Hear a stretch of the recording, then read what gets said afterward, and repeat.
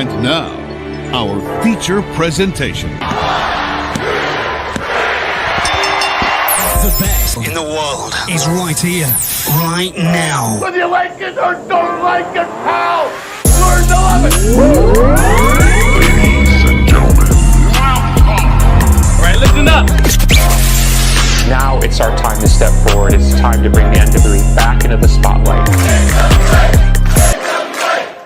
Pretty eager. There's a lot to talk about. Hey, I think we're live, but I don't know for sure if we are or not, and we're having difficulties, so we're trying. Hey guys, if you can see us, give us a thumbs up. Let us know that you can see us.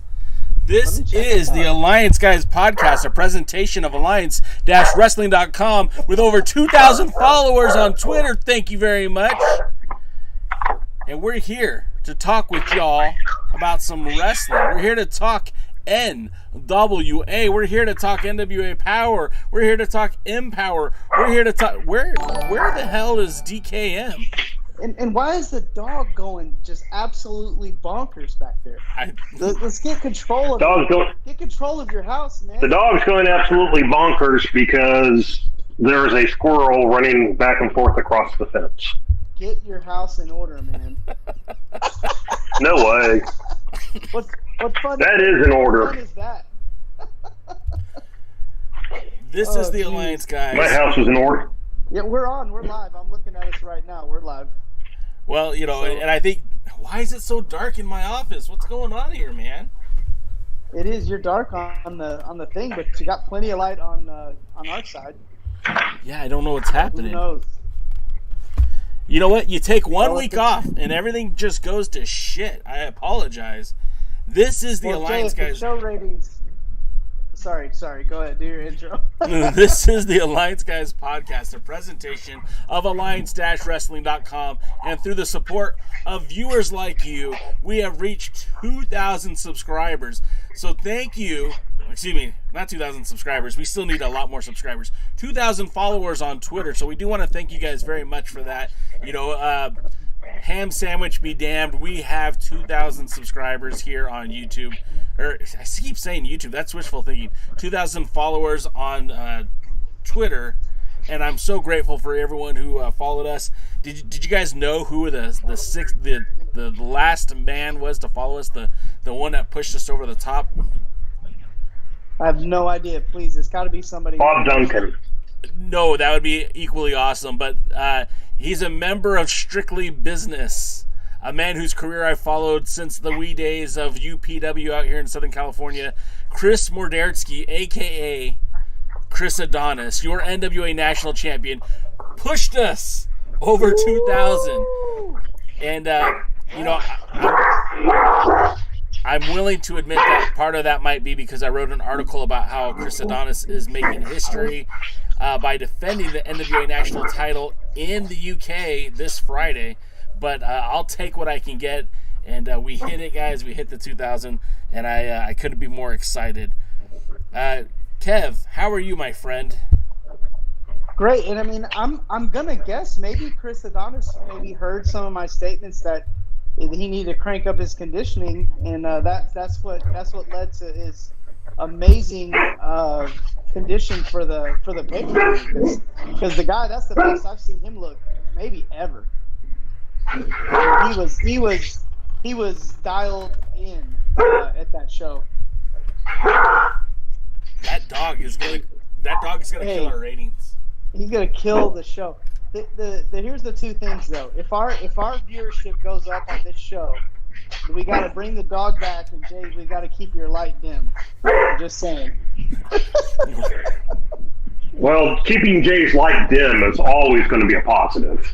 Oh, you know what I just realized? I know why it's doing that now. All right.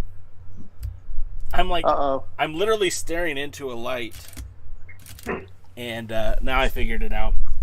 When I was in Atlanta, I use the same camera for the podcast as I do for when I go to wrestling shows and take photos. The lighting that you need to have when you're sitting like several rows back at center stage is different than the lighting you would use while recording a podcast. So now that I know this, and I've spent the last 5 minutes literally staring into a LED light, it should be a lot better now. And I'm just kind of looking actually at it is. Looking at it, you look good. Okay, good. All right, solid. Well, don't give the man an ego. Yeah, it's my ego. DK, you'll never allow for that. So it's not like I have anything to worry about.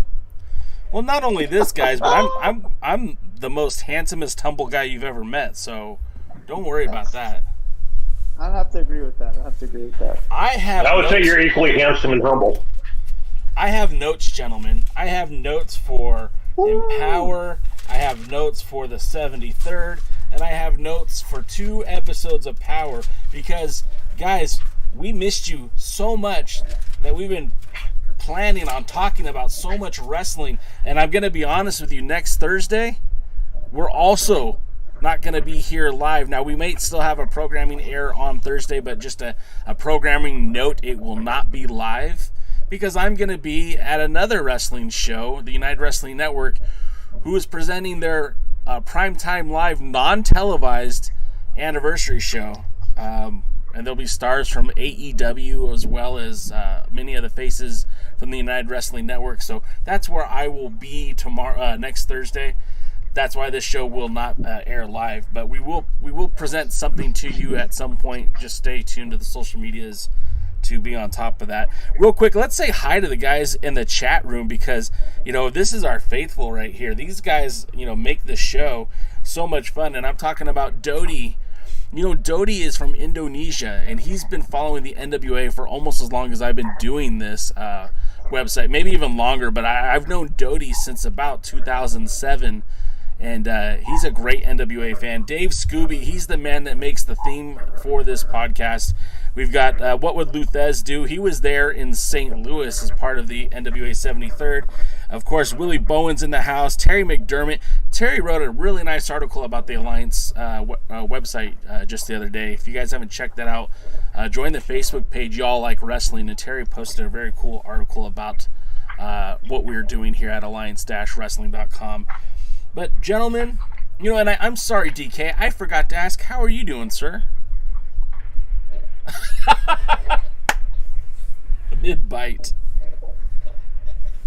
Sometimes I just don't have words, man. Sometimes I don't have words. Yeah, this is the only podcast. Oh, how I love those moments. It's the only podcast that interrupts DK's dinner and cuts into my dinner, so, Oh, hey, man. Well, we watch Kevin eat on here too, so I don't want to hear it.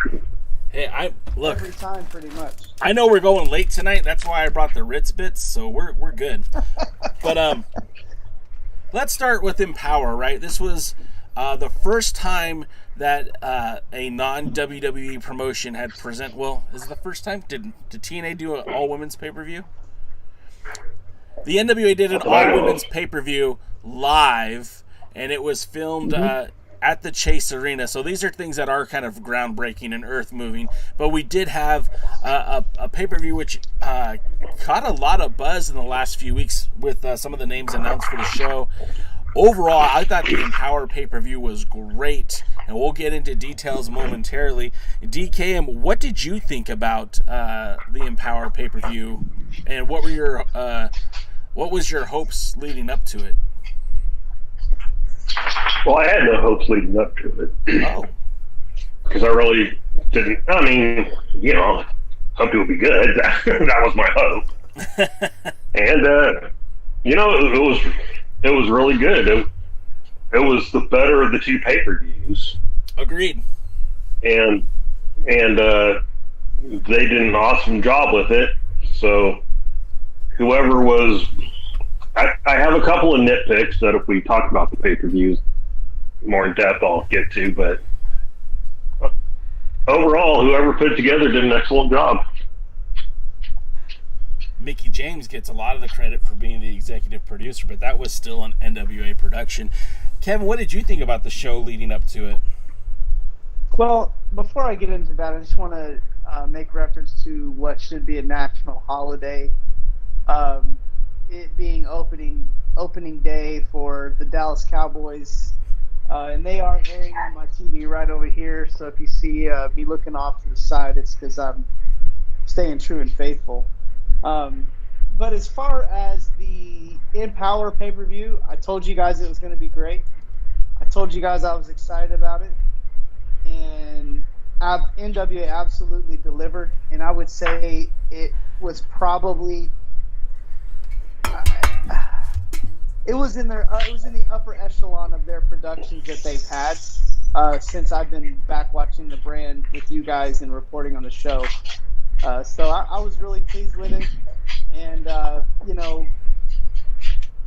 I have been fairly critical about the seriousness with which the NWA takes their product over the last month or so, and I really feel like they're starting to prove me wrong, which is what I want them to do anyways, right, Jay? I mean, this is part of what we want them to do, is prove us wrong when we're critical, or come back and fix it. So I was really impressed with it. I loved it. Hats off really to everybody.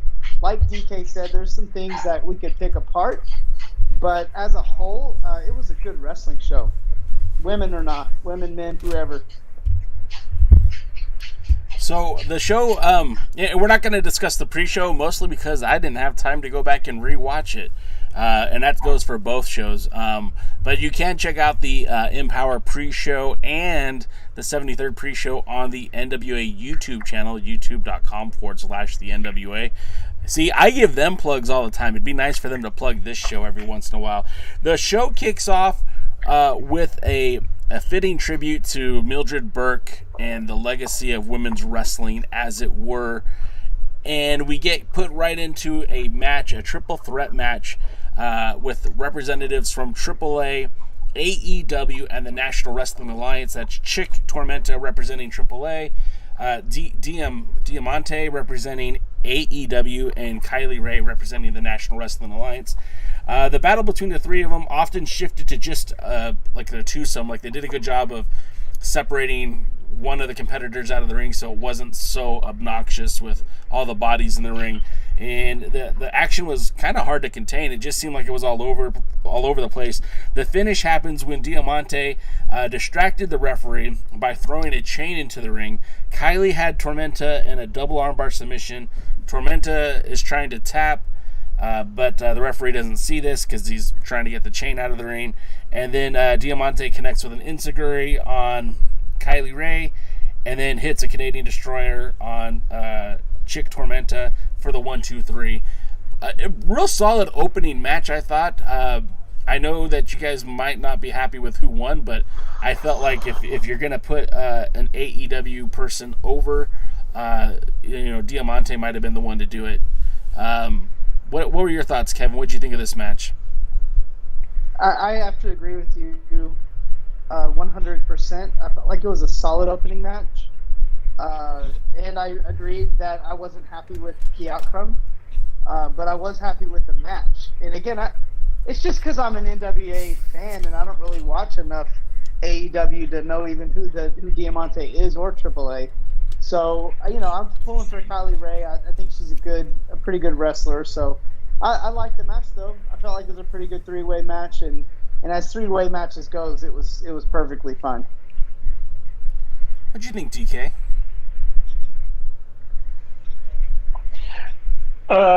This is probably my first and maybe biggest nitpick, is I did not like that the NWA person didn't go over. I mean, with being a three-way, there was a way for the AEW wrestler not to lose. So, I mean, although the NWA wrestler didn't technically lose, it's like, you're basically saying in this contest between three promotions, another promotion has the better wrestler. And I just didn't think that was a good thing. As for the match itself, for a three-way, it was fine.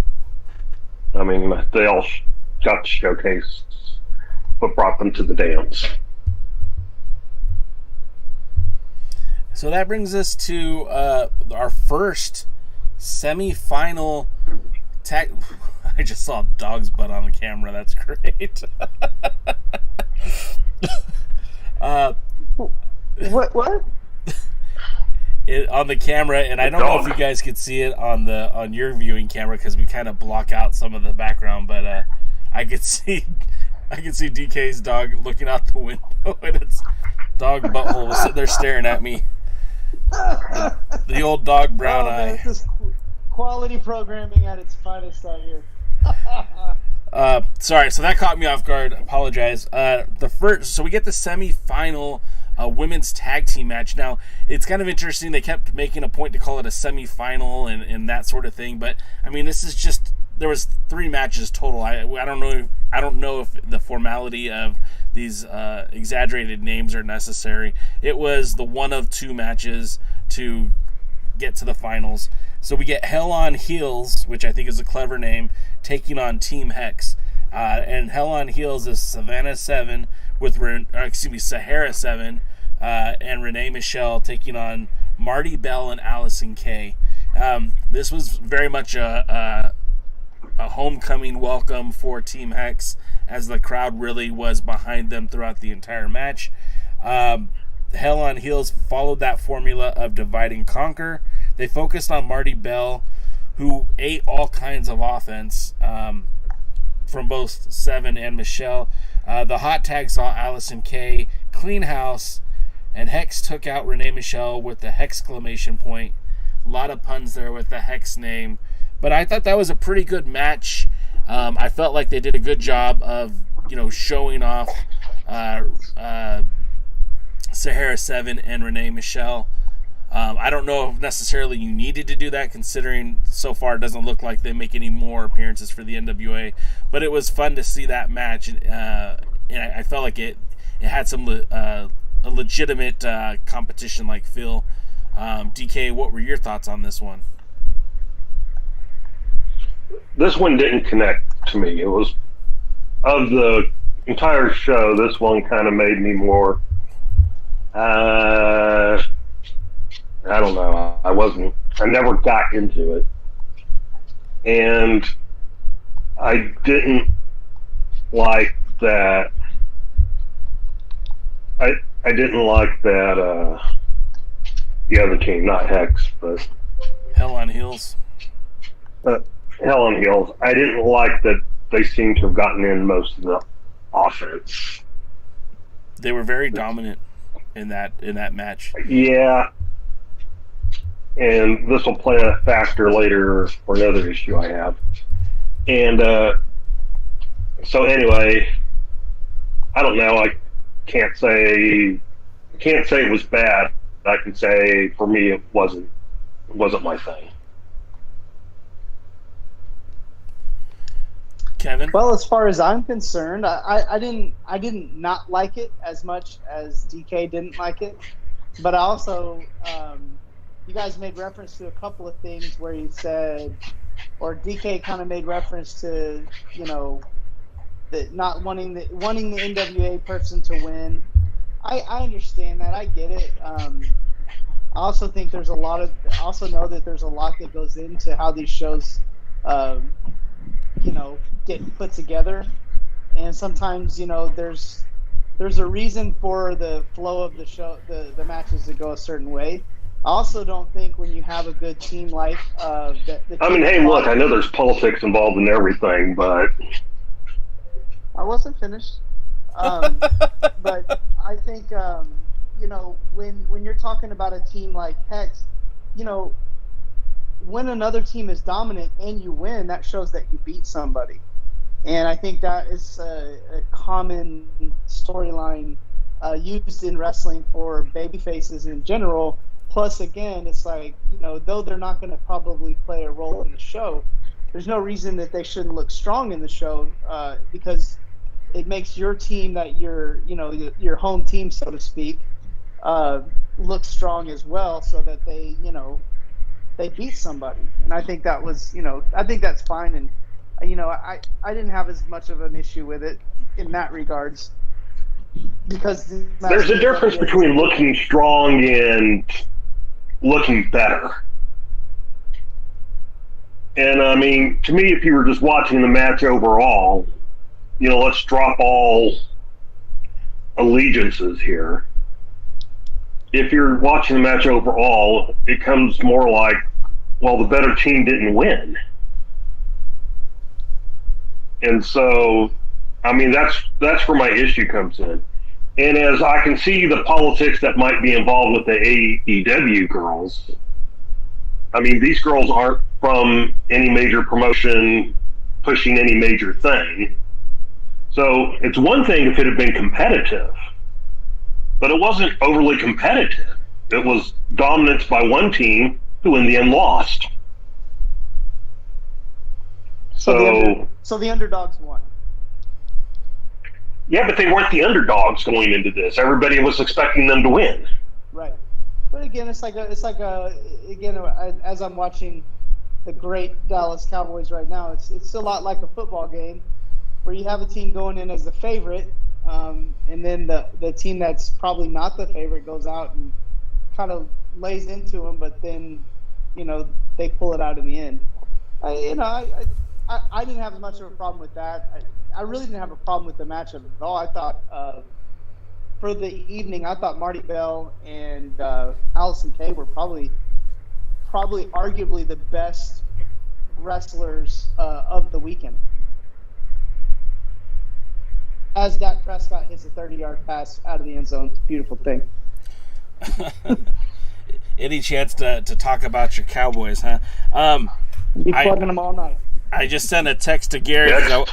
Certified Hustler in the chat just mentioned that they announced another program last night that'll be coming to the NWA. So I just texted Gary Horn and asked him to give me the lowdown, and we'll talk about that in a little bit.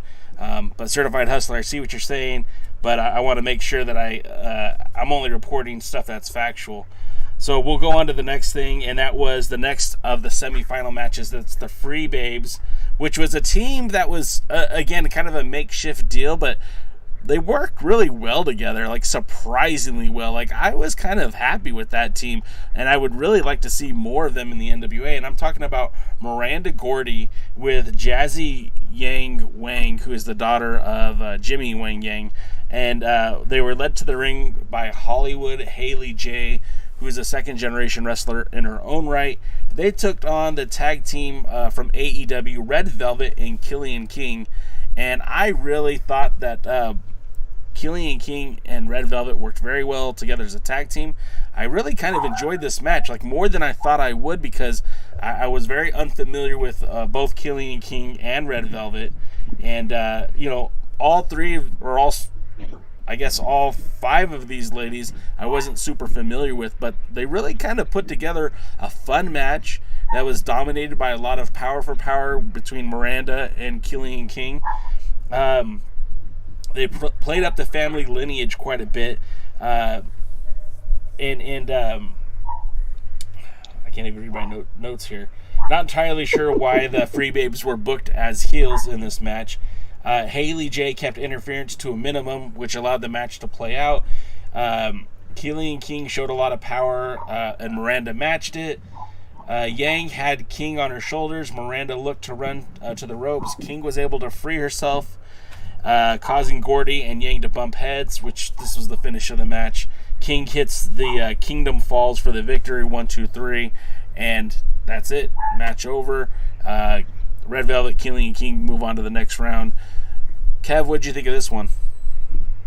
I was really impressed with Red Velvet and Killian King for so many different reasons.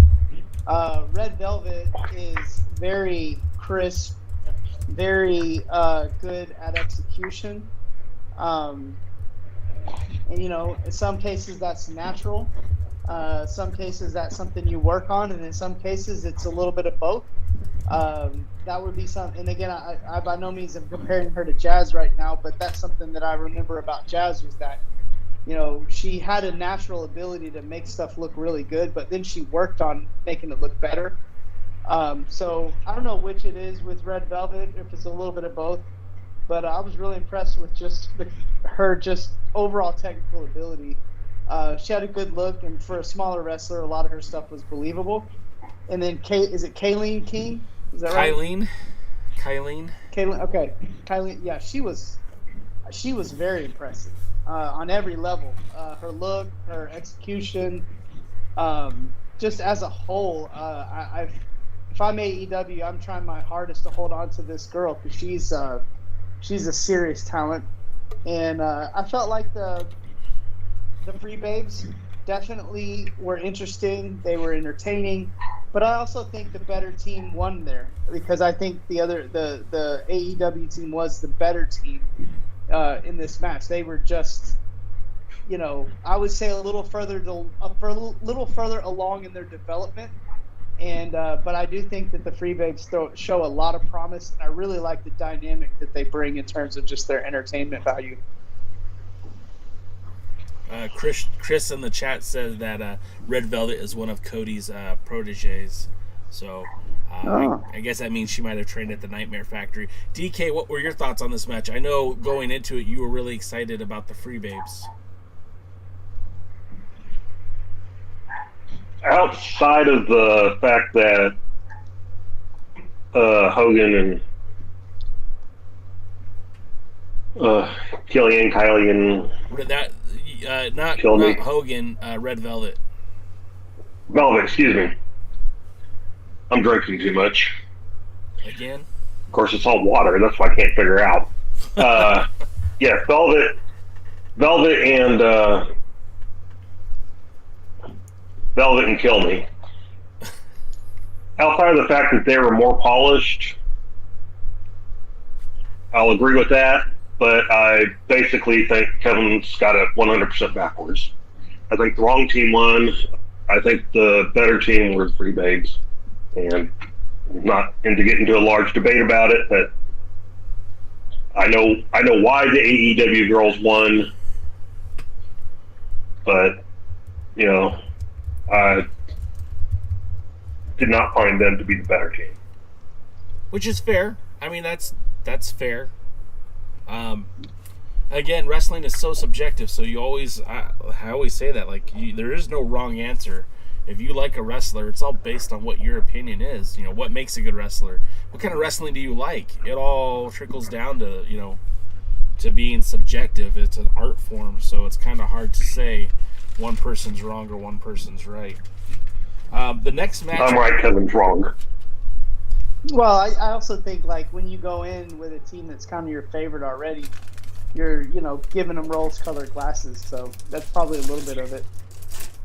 That could be, but I'm also kind of brutally honest. And, I will acknowledge that it was obvious that it was the first time they teamed.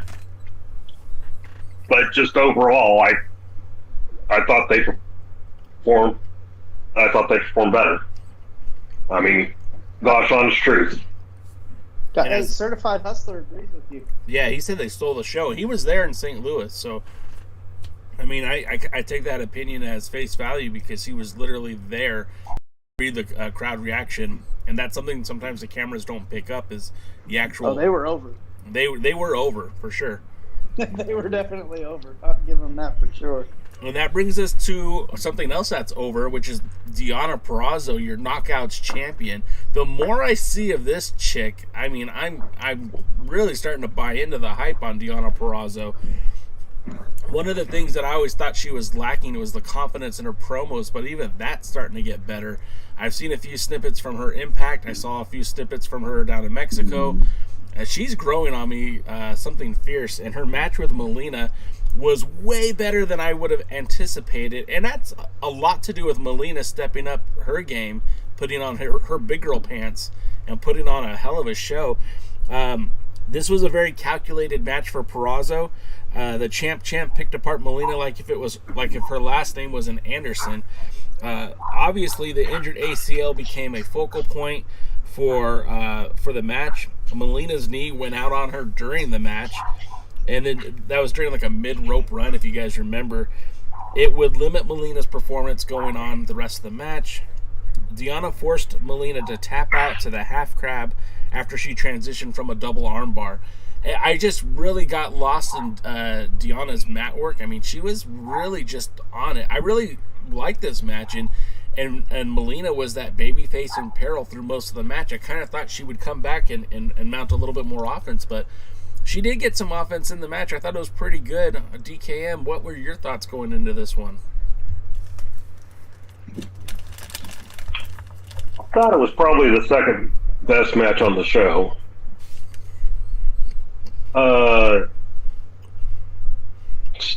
Still not the biggest fan of Deonna. I felt like Melina probably carried more of the match. It was good. I mean, I enjoyed it. I got into it.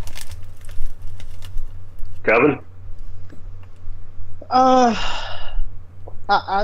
not as big of a fan of Perazzo either. She's got a little bit of the case of the lazies in the ring, in terms of just her, in the way that she executes, especially if you match her up against some of the other wrestlers on this show. And I could name like 5 or 6 right off the bat. Don't say Chelsea Green, because I'm going to call BS on that one. Chelsea Green, definitely. Did you see her throwing punches in the Battle Royal? They weren't even connecting. She was doing this. It was like the controversy with AEW and the Dark Order all over again. I nearly spit out my drink. I was like, she's not even connecting on those punches. Well, I'm not gonna judge Chelsea Green on one part of a match that she didn't do well. The rest of it she did exceptionally well. But I would say it's not that. I think there's a little bit of hype, a little bit overhyped with Perazzo. I'm not saying she's bad, and I'm certainly not going to say this was my second favorite match of the night. But it wasn't a bad match at all.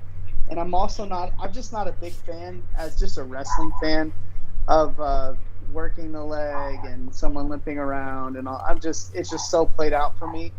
And the overselling, it just played out for me. I'm just not a fan of it. So I think that might have been what hindered my enjoyment of the match a little bit.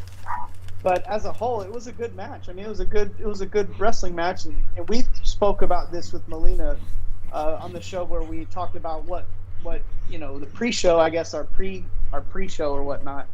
That if she steps up, she's really good. When she mails it in, she's really bad.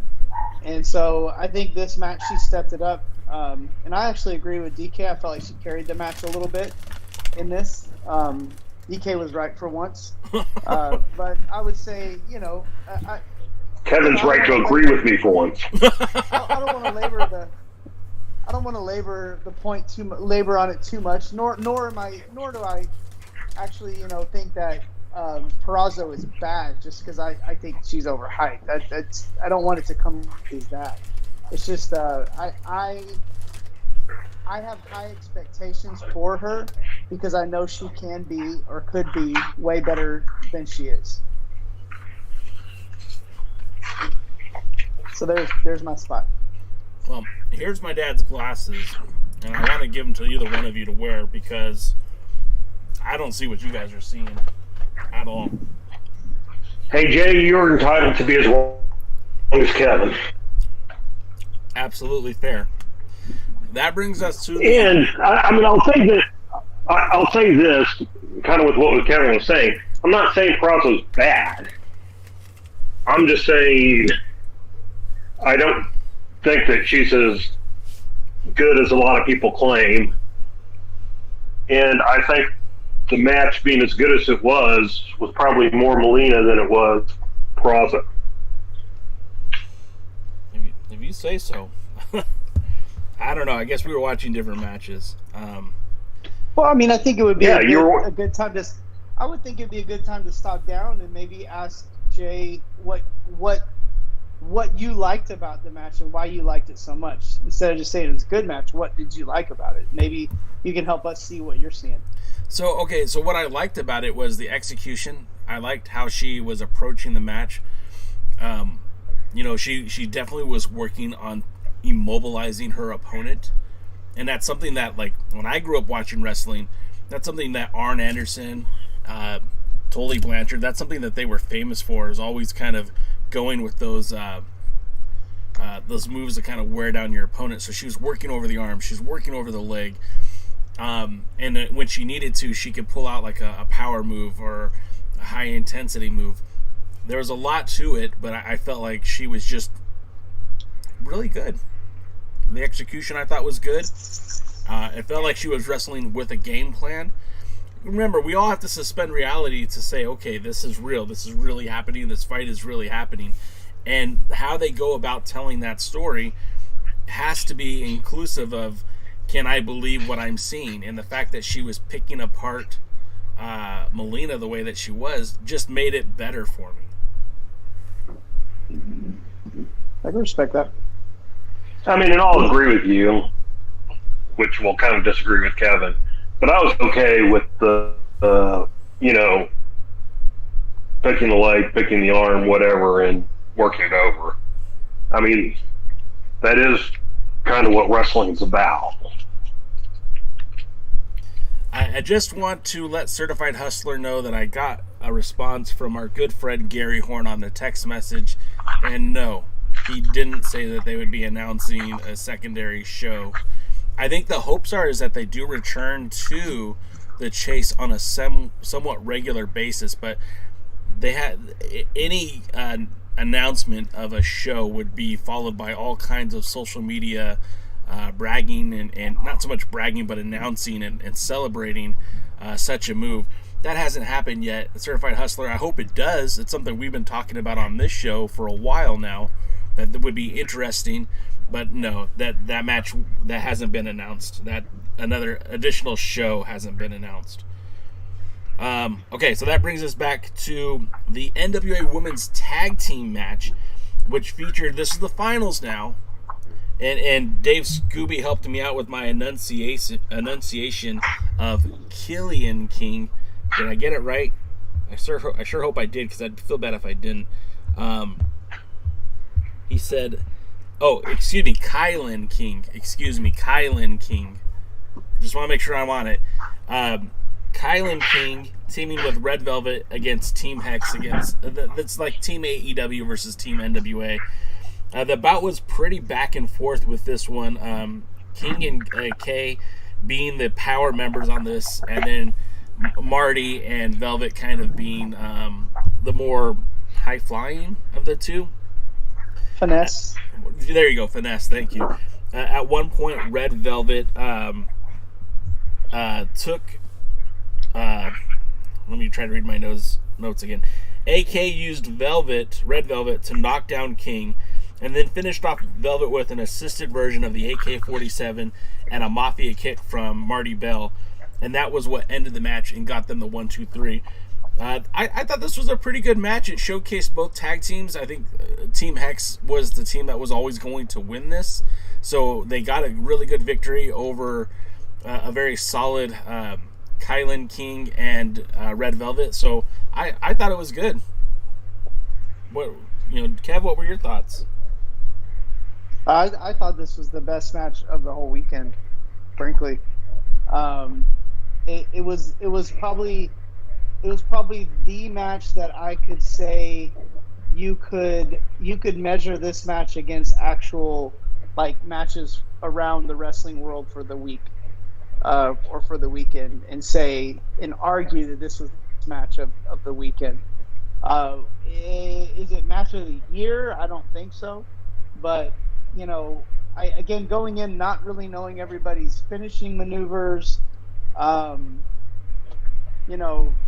talking about suspending disbelief, not in terms of whether wrestling's real or not. I think maybe that suspended disbelief might be a little bit overplayed. But I think of how the match is going to end, when it's going to end, I think that is probably today's most intriguing element of a match. At least for me, it is. And so I felt like they had me kind of on the edge of my seat of when's this going to end and how's it going to end. And I think that actually played along to what you said, Jay, when you said that, it's pretty much a foregone conclusion. And we kind of all probably agree with that. but I think the way they ended it wasn't a foregone conclusion. And I think they did really good kind of baiting us along with that. And I felt like there was just a lot of effort put into the match. And with the – because when we talk about execution, you know, I felt like the match with Molina and Perazzo was a pretty simple match put together. I felt like this match had a lot of moving parts. And I felt like that though it wasn't executed with absolute, like, flawlessly, I felt like with all the moving parts they had in the match, they executed really, really well. And it just looked like a big league match. It had a big match feel, and at the end, we're watching history. What were your thoughts, Mr. Devin Mercer? That was a good. Yeah, it was the best match of the weekend. I never doubted who was going to win. I mean, nothing overly surprised me about the match. But I got into it, you know. It was fun. It was entertaining. Watching them go back and forth. And it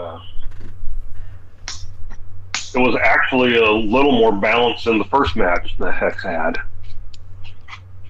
And, you know, props to all four of them. They did what they set out to do, and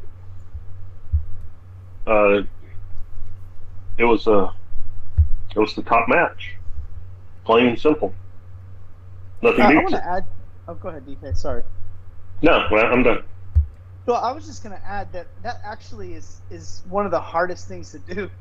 Is when you're expected to be the best match of the night.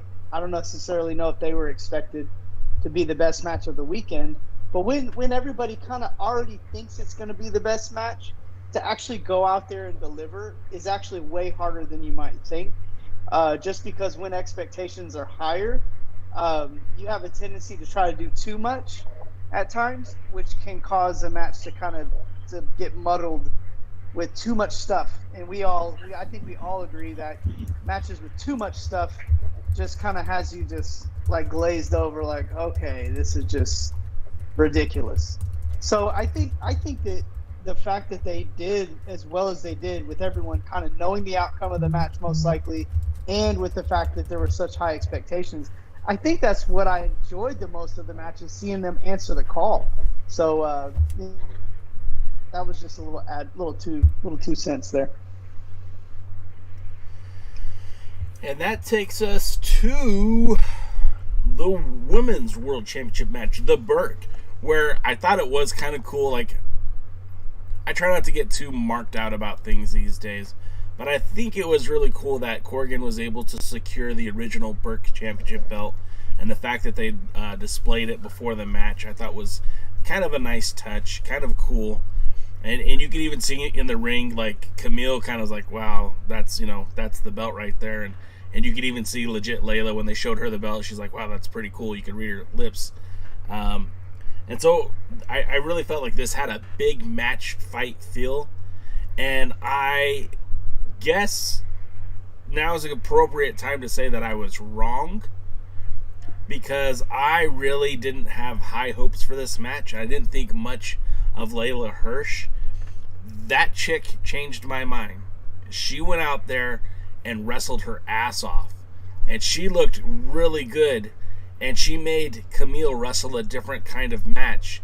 And although she still looks like a little person to me, especially compared to Camille, she really went out there and busted her butt, and I was really impressed. The match kicked off with Layla looking to immobilize Camille, specifically working arm bars, but legit Layla's finesse was squandered and squashed by Camille, who just overpowered her. And a lot of times, like one time in particular that I kind of popped for, is she had Camille in that arm bar on the outside, and Camille just smashed her into the ring steps. I thought that was a great spot, and I popped for that one. Camille catches Layla in a dive, flops her to her stomach, and crushes her with a spear to get the 1-2-3. And I think the Cowboys just might have scored. Woo! Touchdown, baby! 7-7 in Tampa Bay. Come on. All right, sorry guys. My boy Dak. No, you're not. You're not sorry at all. Listen, Dak Prescott's ankle was dangling. I mean, just turned in a completely different direction. And he just went out there and threw his first touchdown pass back. Big props to him, guys. I don't know if I've had a broken ankle before, and I've never seen an ankle injury quite like he had. So props to him for coming back because, man. Anyway. Focus, Kevin. We're talking about the Burke. I was worried Lamb was going to have an ankle injury off of that, but yeah, right. He did good. Since I'm talking, I'll talk about the match. I kind of want to say I told you so on this match, that it was going to be good and that it was going to be better than we thought. And also to kind of go back around and say that I feel like all the pressure in this match was on Layla Hirsch to go out there and deliver. And I think she really did deliver. And I really think she moved up a few notches on a lot of people's list of top women wrestlers out there. But the other side of it is that I don't think Camille wins that match just because she's an NWA girl and she's NWA champ and it's an NWA show. Camille is still better than Layla Hirsch. I'm just telling you. And just because maybe her work rate, so to speak, isn't the same, that's the nature of the beast. When you're a huge, athletic, strong, like overpowering force in the ring, you don't have to be a big work rate person. You have to be good enough to do the job. And we're smaller wrestlers like myself. We know we have to work harder than everybody else because that's just part of what you have to do to kind of put yourself on the map and prove yourself every single time you go out there. That's just part of it. If you don't like it, go somewhere. Go somewhere else. Because if you watch a little guy like Rey Mysterio, even today at 50 years old or whatever he is, 45 or 50, whatever, he still goes out there like he's got to prove himself every night. And so I think that's just part of the deal. And I thought this was a really good match. I've gone back and forth on whether I think it was the second best match of the night. And I think over this weekend, Camille really solidified herself as one of the top women's champions in wrestling today because she had a really good weekend as far as I'm concerned. And then DK, what were your thoughts? I mean, this was the championship match for the Burke, so it had to be good. What did you think about it? I mean, overall, it was a good match. I don't agree with either one of you that it was better than expected. It was about exactly what I expected. Hirsch got a little more offense than I cared for. I don't know. Okay. Glad Camille won. Glad Camille won. That's about the end of it.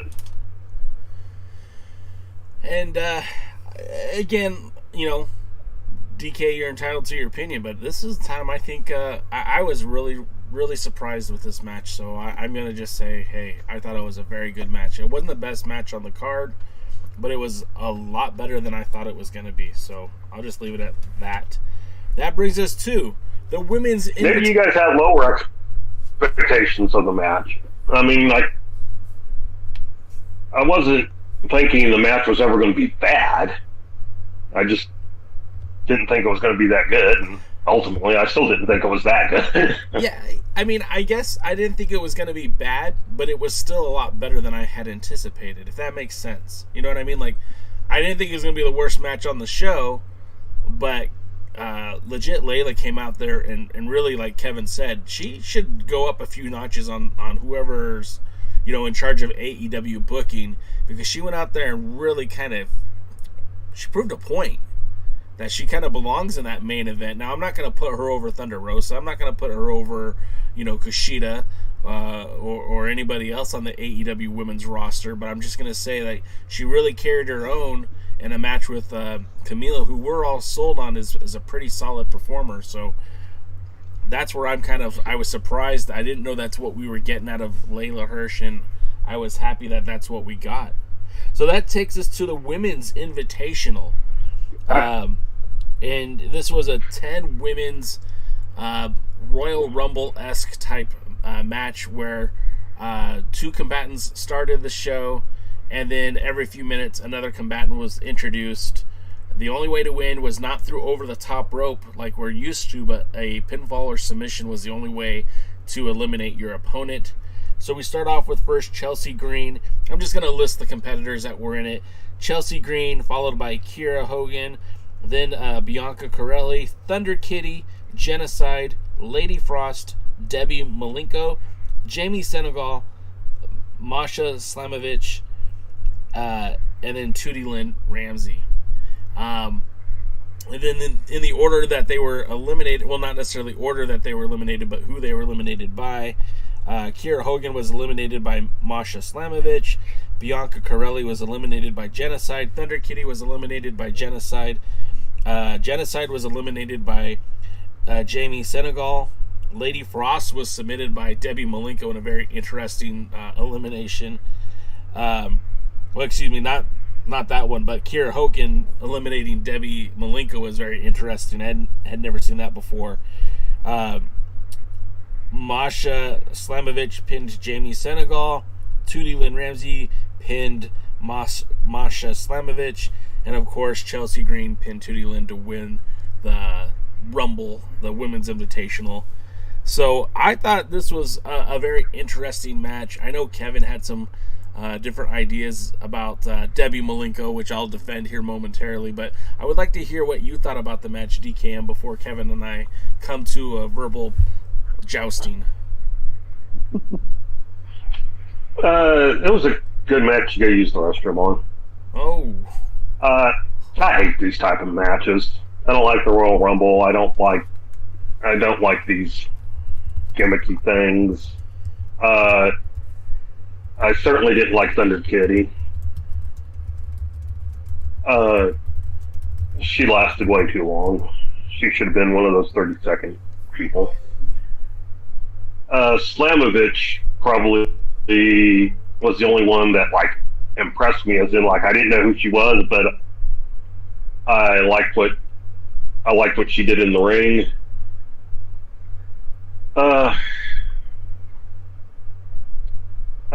I still feel like they misused Lady Frost. I think this is another example of it. Yeah, waiting outside was, on the smart thing, but then once she got inside, she didn't last very long at all. I don't know, the right person won overall, because I wanted to see Camille versus Chelsea Green. So that's about the only good thing I can say about it. I can already tell you that on the breakdown with Miss Malenko, I'm going to be siding closer with Jay than I am with Captain. So I'll let the two of you fight it out.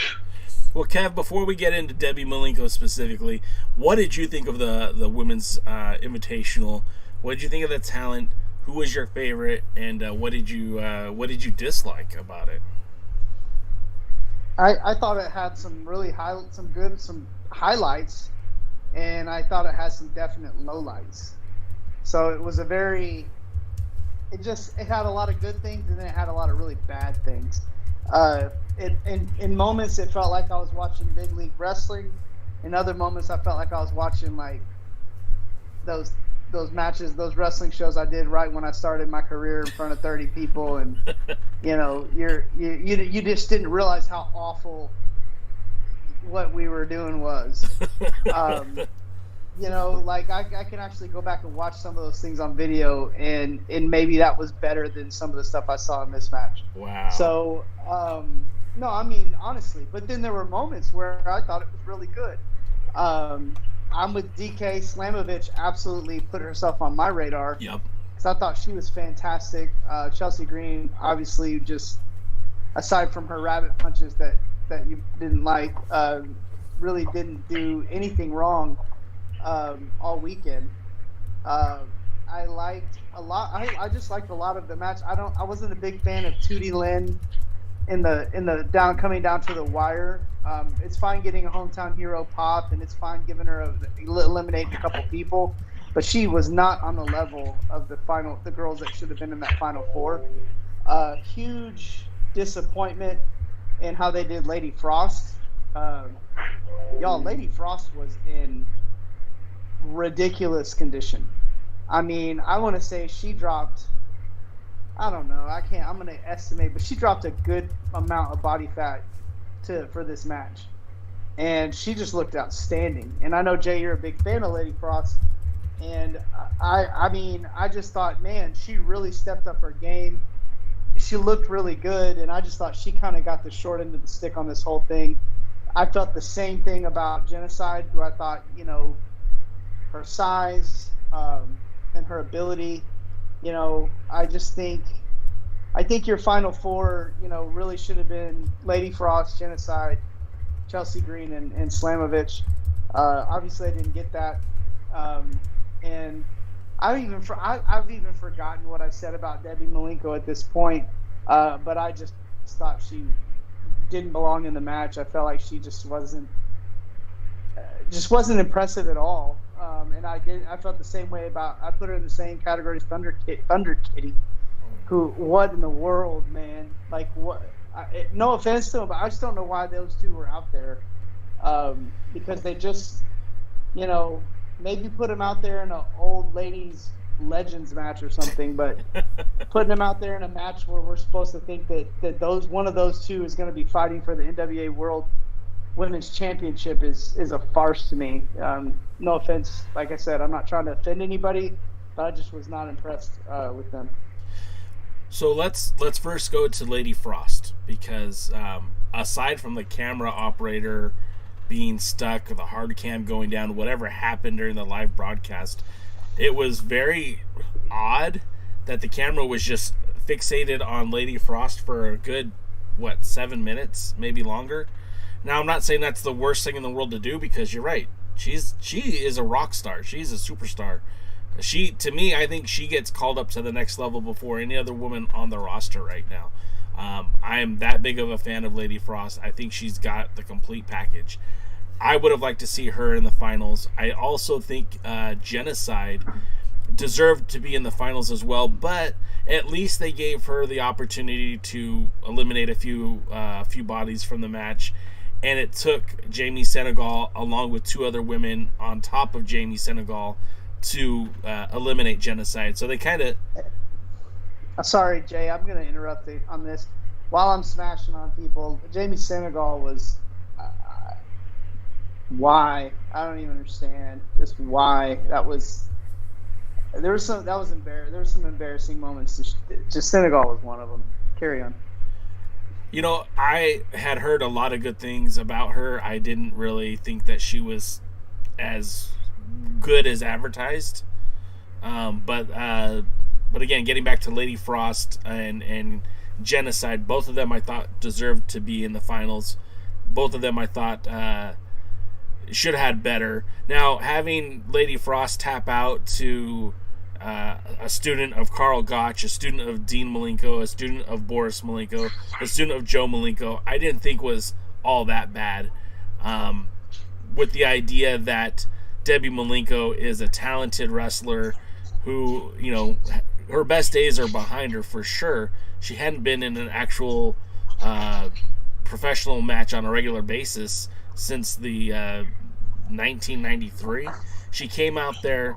She threw a few judo throws. She did a few STFs, step over to hold crossface.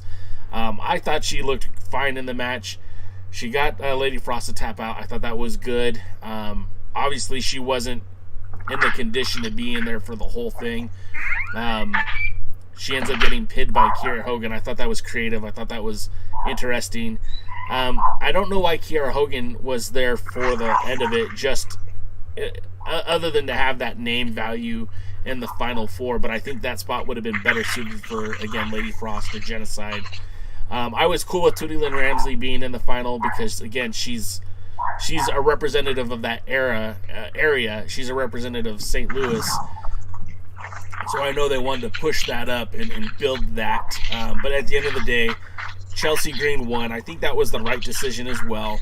It gave us a really good match the following day. And that draws the end of Empower. We skipped over the whole Gail Kim and Awesome Kong bit.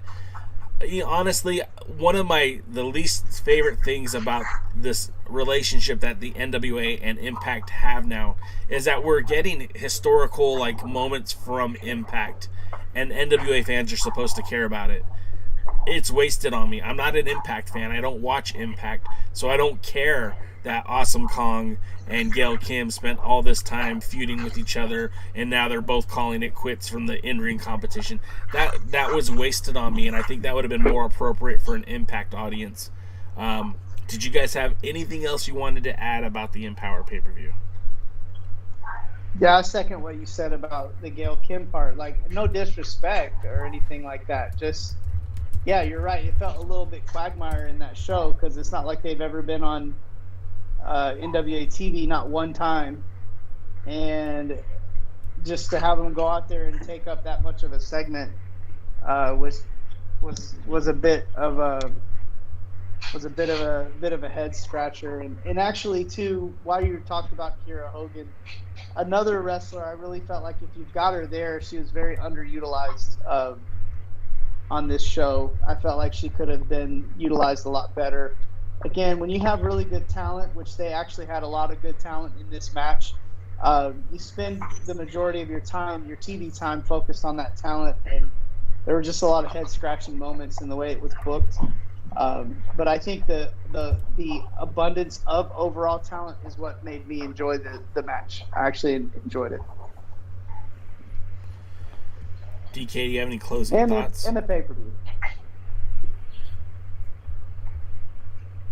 I mean,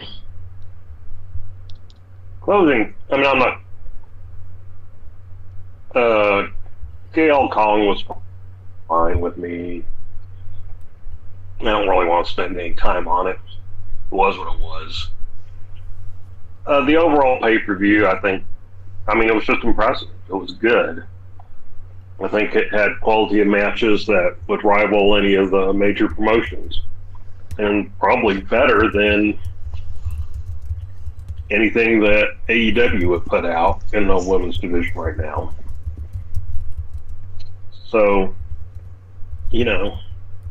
good job. Props to all. There we go. We got through one show, guys. We got through one show. We made one down. One down and 3 more to go. So, okay. We can probably get through quickly. Yeah, hopefully. We'll see. The next show is the NWA 73rd anniversary. Now, it's kind of funny. I just want to point out a personal anecdote that I was at the NWA 70th anniversary show that took place in Nashville, Tennessee. I was there to witness Nick Aldis defeat Cody Rhodes to regain the NWA World's Heavyweight Championship. It was a really almost perfect moment, very serendipitous. When Aldis defeated Cody, the fans went nuts. It was obviously a pro NWA crowd, and it was a very historical moment. One of the last pay-per-views that would be emanating out of the asylum, as that building would be torn down. I think it's torn down now. It was a great moment. I kind of regret not being in St. Louis to have that same moment watching Trevor Murdoch win the NWA World's Heavyweight Championship. It would have been very cool to have that Alpha Omega moment where you see Aldis win the title and then see Aldis lose the title. I kind of regret not being there for that very reason. But overall, I thought the pay-per-view was solid. Was it better than Empower? I don't know. There were moments that I thought, again, like what Kevin said, that stuff that felt like he would be on an indie show with 30 people in attendance. And there were some things that I thought were just outwardly awesome. So we're going to get to 73rd right now. And it starts off with the brawl in the loo. Now we get a strange new face on commentary. We get, oh God, what is his name now? I can't remember.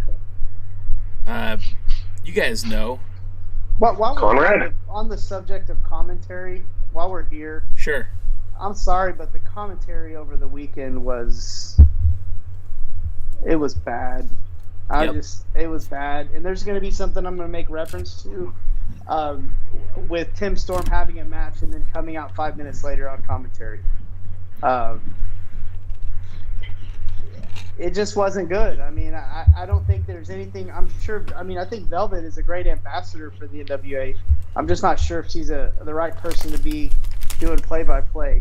I just really didn't enjoy the play-by-play at all. I found myself turning it down, and if it wasn't for the crowd reactions and wanting to hear the matches, I would have turned it down. I wasn't overly impressed with the commentary either. Velvet did kind of detract from it, and for all the success, I felt she was getting better at the position on power. I felt a lot of that went out the window. Oh my gosh, I'm literally tearing up. No disrespect intended, but like, you don't need to vocalize every thought that you have as a commentator. You're supposed to narrate the story behind the match. And some of the things that these guys were saying, and that includes Joe Galley, that includes Conrad, that includes the other guy from the first night, and that includes Velvet Sky, I just felt like were unnecessary. And you sometimes have to let the moment be the moment and not talk over it. It's one of those things that Jim Ross does really well. It's one of those things that Tony Schiavone has done really well over the years. And maybe it's a lost art in pro wrestling, but I do agree with you, Kevin, that I was not overly happy with the announcers, and I was kind of disappointed. But I would also say too, one more thing while we're on this subject, we can move on. But there's not actual equal representation in terms of you have I guess you would say the babyface element in it, but you don't have any advocation for the heel element of the show, and I think that really does detract from it. I think that if you're gonna cheer for one side more than the other, then you need to have an advocate for the other side. If you're gonna call it right down the middle, call it right down the middle, but they don't do that. It's very babyface heavy and again, it's old school wrestling, which is great, but you need somebody there to kind of balance it out, to justify some of the actions of the heels, to make it just makes it overall more entertaining. So let's go with the beginning match, which I don't know if this is the match I would have chosen to open the show. The Brawl in the Lou. Now this was, you talk about the history and the tradition of the National Wrestling Alliance and how important it was to be back in the Chase, a place held with high regard, of having lots of World Heavyweight Championships change hands in that venue. And they kick off the show with a match that would be more akin to the House of Hardcore, a match that would have been seen at the ECW arena as opposed to being at someplace elegant like the Chase. I just felt like this match was totally out of place. And the match starts off with Jax Dane coming out and basically devastating his former tag team partner, just destroying him before the match, only for Crimson to come back towards the end of the match just so that he could, pull off his belt and whip Tim Storm a couple of times. Tim Storm whips him back, and then they both whip Tom Latimer. There was a big spot where Tom Latimer basically does a dive onto Tim Storm, who's on a guardrail, not a table, but like a guardrail. It was pretty intense, pretty extreme. Tim Storm gets the victory on a broken Crimson with the perfect storm to get the 1-2-3. DKM, what did you think of this match? Horrible. First of all, why would you call anything Battle in the Lou? Brawl. Makes it sound like they're going to fight in a toilet stall. I kept thinking that the whole time.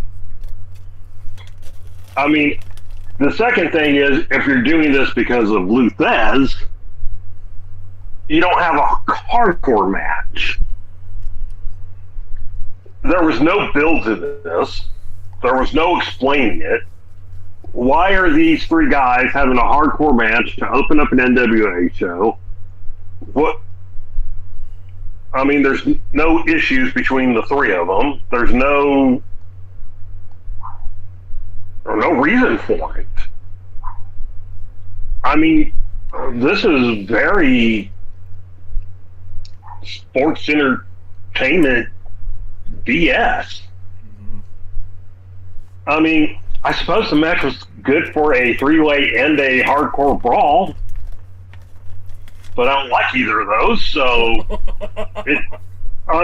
it's just, what can you say that was good about it, really?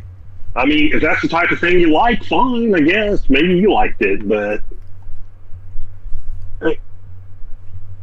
like, again, no reason, no build, no explanation. Just, we're going to name this after fighting in a toilet, and guys are going to use weapons and stupid things. And since we're not going to put the ladder in the ring, we're going to have it outside the ring, and, it's horrible. Absolutely horrible. Kevin, what did you think? Well, I mean, once again, DK is absolutely, completely wrong and stuck in 1982 because thinking that this is the 1982. This has nothing to do with 1982. This is something so he can say that they've had things. Like that. He can say stuff like that about me. I sit here quietly. Well, you keep saying that. You always bring up that I'm like stuck in the old thing, but it's not true. This was crap back in the old days. It's crap now. Well, in reality, though, it was, to me. I felt like I was having flashbacks of ECW. In wrestling, they call this like hot shot booking. So what it is that you got three guys. They don't have a match. They don't have a story. They don't got anything. Let's put them out there and get the most we can out of them for X amount of time, and that's exactly what it was. And not everybody's going to agree with me, but that's fine. This had an ECW element to it, and to me, if it's all right for them, then it should be all right for anybody. And that's kind of how it went. Now, I do agree that the placement of the match was wrong. I don't think this should have been the first match. I think you could have put this match like as a semi-main event or somewhere around there, and if you need build for it, you could have started building this match the day of, and built it throughout the show. But as a match itself, the actual body of the match, I thought it was pretty good. It was really hard hitting for a hardcore match. I mean, every hardcore match has to have that spot where everybody goes, "Oh my God, is somebody going to die?" We had that. Anytime I can watch dudes whipping each other with belts, I'm happy about it. And then, again, I was a huge ECW fan, and I thought NWA had a few elements of ECW in this event, which I don't know. Again, you have some people booking that maybe have some history in that. And I didn't have a problem with it. I think my only problem with the match was that it shouldn't have been the first match. But as a whole, I mean, it was not a bad match at all for what it was. And I do like those kind of matches. So every match doesn't have to be, two guys staying, wrestling each other and inside the square circle, brother. And I mean, this was just a dogfight. Just a dogfight between three big dudes. Now, I don't like who won, and I love Tim Storm, but for God's sake, what does Thomas Latimer have to do to get a win in the NWA, man? Like, I don't get it. But probably the fact that you like him has turned people off. It might have something to do with it, but yeah, I'm not quite sure what was going on with that. What's going on with that? I'm not sure, but I will say that the next match, Bicky James versus Kylie Ray, might have been more appropriate to open up the show. My 2 cents. I felt like this was a really good match. It showcased what Kylie Ray is all about. It showed you that Bicky James still got it. Personally, I probably would have liked to see a different outcome as a result, but there's a lot of back and forth. Kylie, the one thing that I don't understand about the character Kylie Ray is she's all smiles, and they call her Smiley Kylie, but she is a very heel wrestler in the ring, and it's it's kind of a little awkward for me, because I see her 1 minute all smile, happy, and then the next minute sadistically trying to get her opponent to tap out with that crazy eyes. And the fact of the matter is she just doesn't wrestle like a babyface. Nothing about her is a babyface except for her antics before and after a match. The finish saw Mickey catch Kylie in an implant DDT, and then post-match, my favorite, Deonna Purrazzo, came out and attacked Mickey James.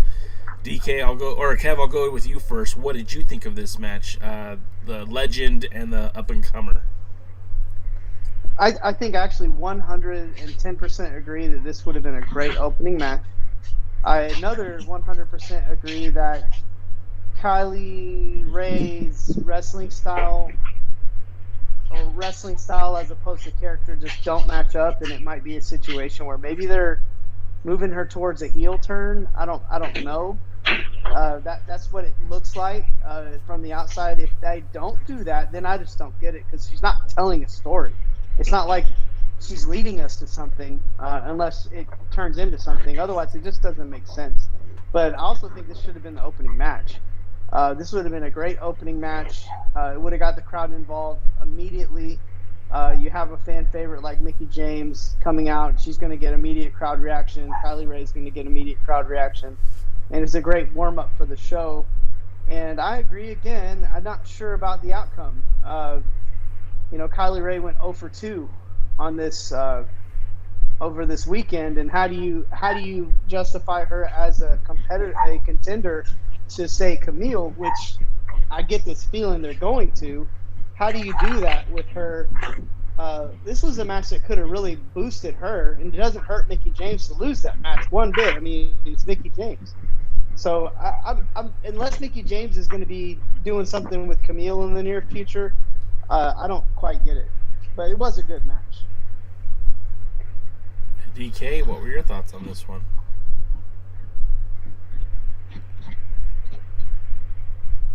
Yeah, it should have been the opening match. Little trick back, by the way, ECW was supposed to be the antithesis of the NWA. That was the whole point of them. So, and Philadelphia was the antithesis of St. Louis. So, again, I don't know why you put that match on in the NWA show. Going back to this match, it was fine. Can't say I liked it. Can't say I hated it. As far as who won, I knew Mickey was going to win, so I wasn't surprised. I don't know that it was wrong.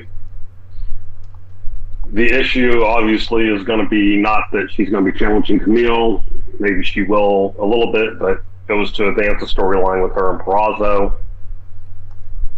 Again, I guess these are part of the prices you pay when you're using other promotions' talent, and why I'm not the biggest fan of it.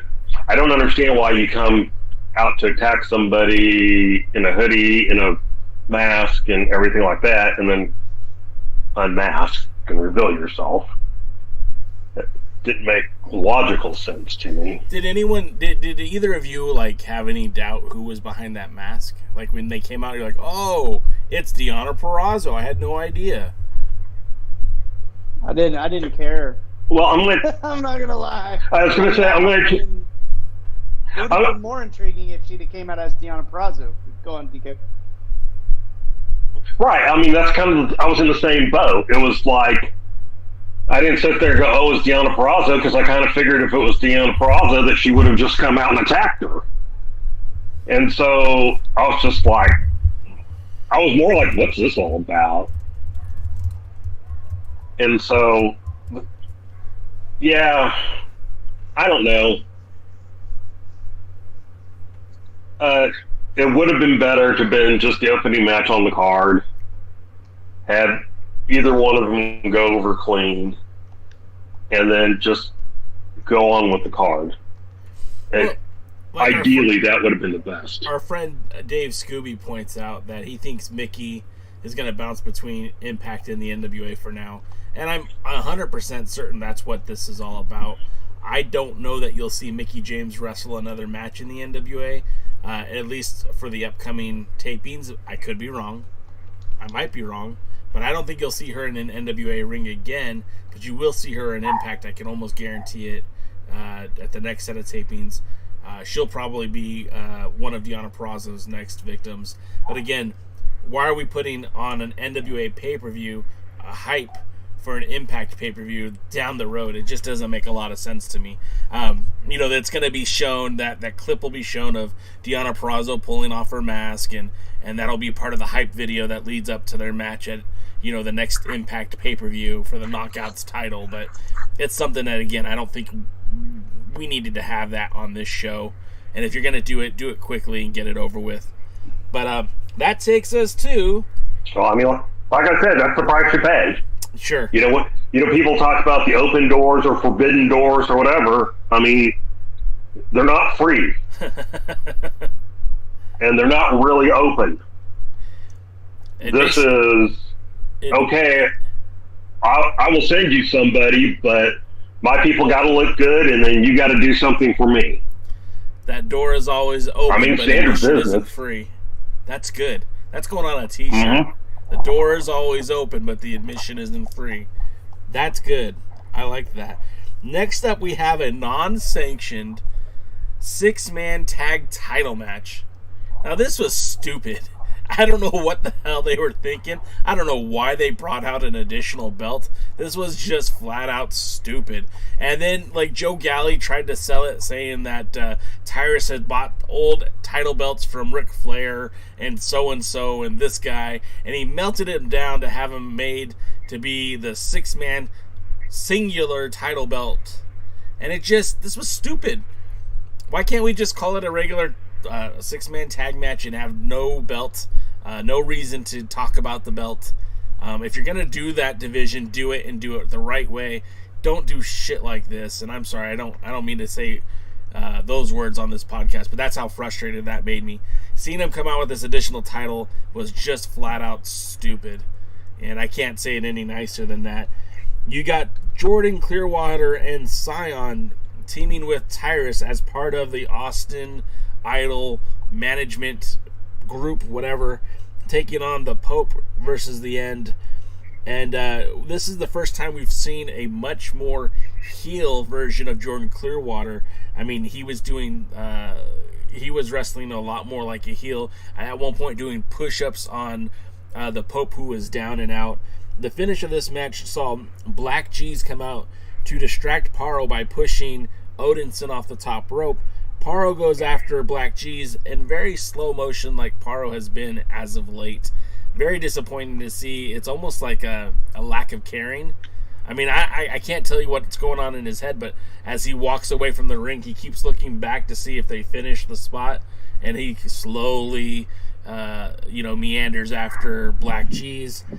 Then Tyrus connects with that heart punch on Odinson. Scion tags himself in and gets the pin, much to the chagrin of Tyrus, who kept claiming that was his pin, that was his victory. So it was just kind of an unknown deal here. It just didn't make a lot of sense. But, again, like Kevin said, they needed a match to put people in the ring, put people on the card. Kevin, we'll go with you first. What did you think of this one? Well, I want to stop down on the Tim Storm coming back out.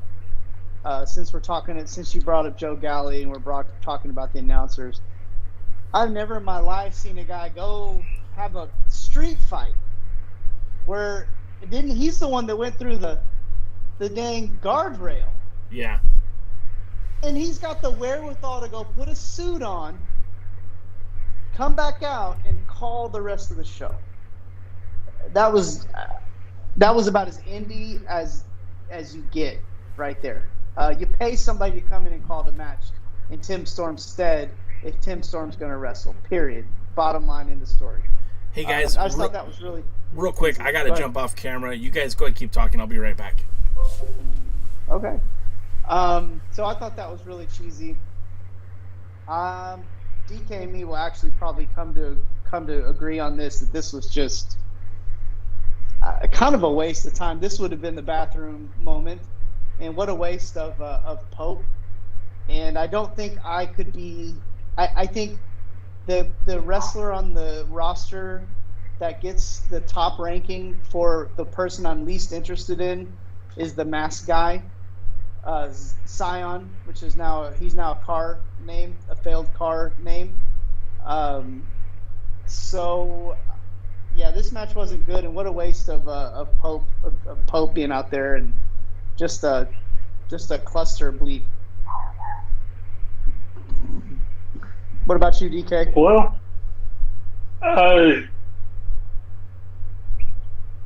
this is just going to be one of those weird things. In that overall, the match was probably better than I expected, but I had absolutely no expectations. So, I mean, that there seemed to be something going on in the match, I guess, was a positive. I thought Tyrus looked better than he normally does. Not that says anything. Right. But this is another situation where you're talking about, and Jay brought up, why are we having this match? Why is Austin Idol showing up with a hacky made belt that, and claiming he melted down other belts to make this piece of junk, and I mean, we haven't heard anything about a 6-man title again. So, I mean, why do you need this idiotic gimmick? And, here's the thing. If you just ask me about what happens in the ring, I would say, and you isolate out booking, I'd say most of the in-ring action was good throughout the night. But these booking decisions and these putting people together, and why is the Math Man, who was brought in by William Patrick Corgan for reasons that William Patrick Corgan knows, why is he suddenly teaming with Tyrus? When did he become a part of that group? I guess the answer was never, because he steals the pin and then stares a hole into Tyrus. I guess because he wants the TV title, but that was never actually, brought up or specified or anything, and hasn't been addressed really yet on the TV shows, unless I missed it. And